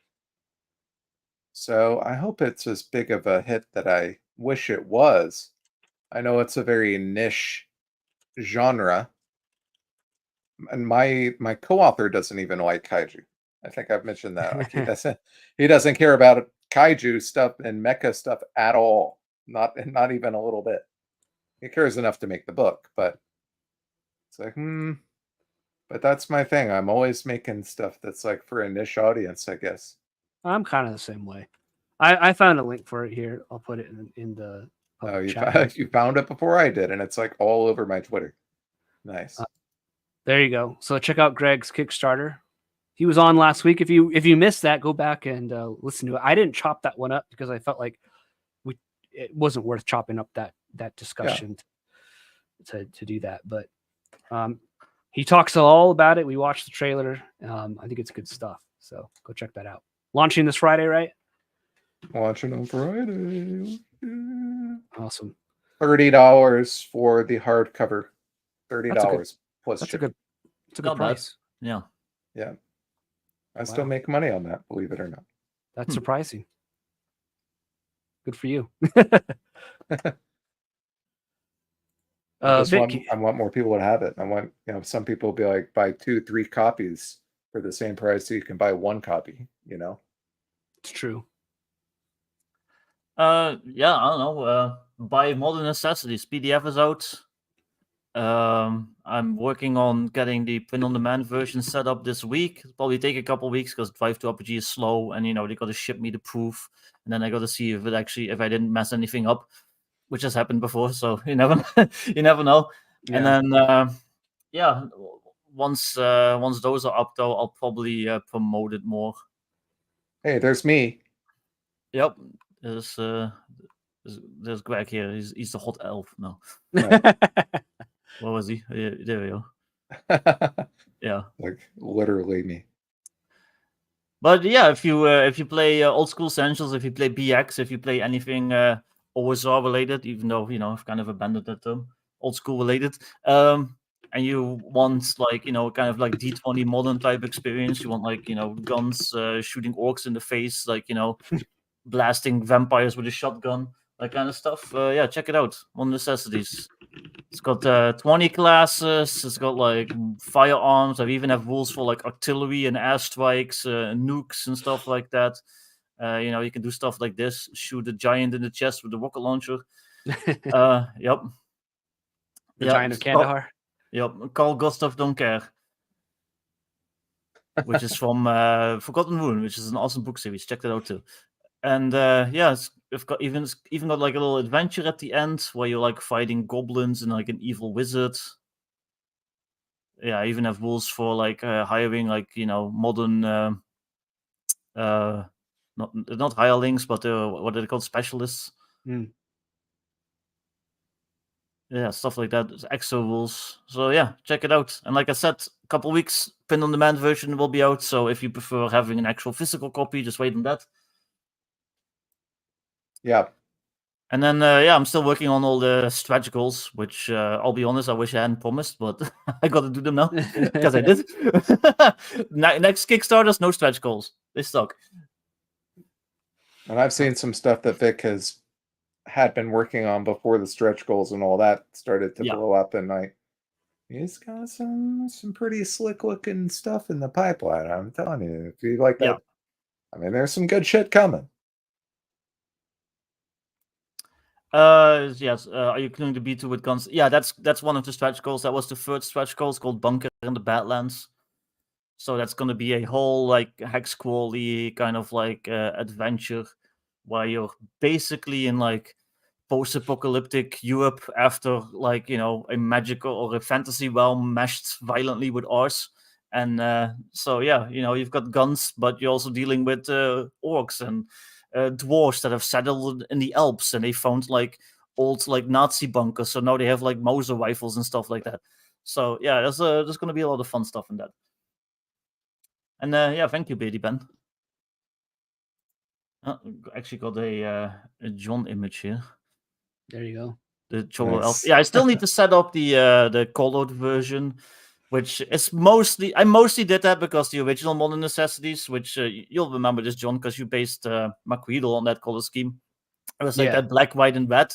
Yeah. So basically, the colored version is just gonna be all this black, all these black bars are gonna be red, and then like all of the pieces that you drew, which is like I think 5 pieces throughout the book, will be color. So it's not going to be a huge change, but it's just something I wanted to offer as like a small stretch goal for the people that kind of preferred like the original look. So yeah, that's about it. Check it out. So yeah, you guys can all check that out. Check out Brozer too, like we talked about earlier in the stream, and get out there, play games, try new stuff, try ideas. If they don't work, they don't work. It's okay. It's not the end of the world. You're not a bad person because you failed at running elf game. It's okay. No one's judging you. I mean, Vic might judge you, but I won't judge you. I think we'll end it here, though. Thank you, everyone, for watching. Thank you for the very generous donations or super chats and memberships and stuff. Again, it helps pay for StreamYard. We were able to stream in HD 1080p this time because prices went up on StreamYard, but we get 1080p streams now because of that price hike. So I'm okay with that personally. Personally, I'm okay with that. I think HD is nice, full HD, not 720, 1080. I think it's great. Yeah.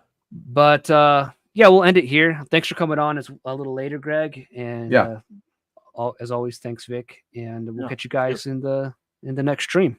Thanks for watching. Bye, everyone. See you later. Bye-bye.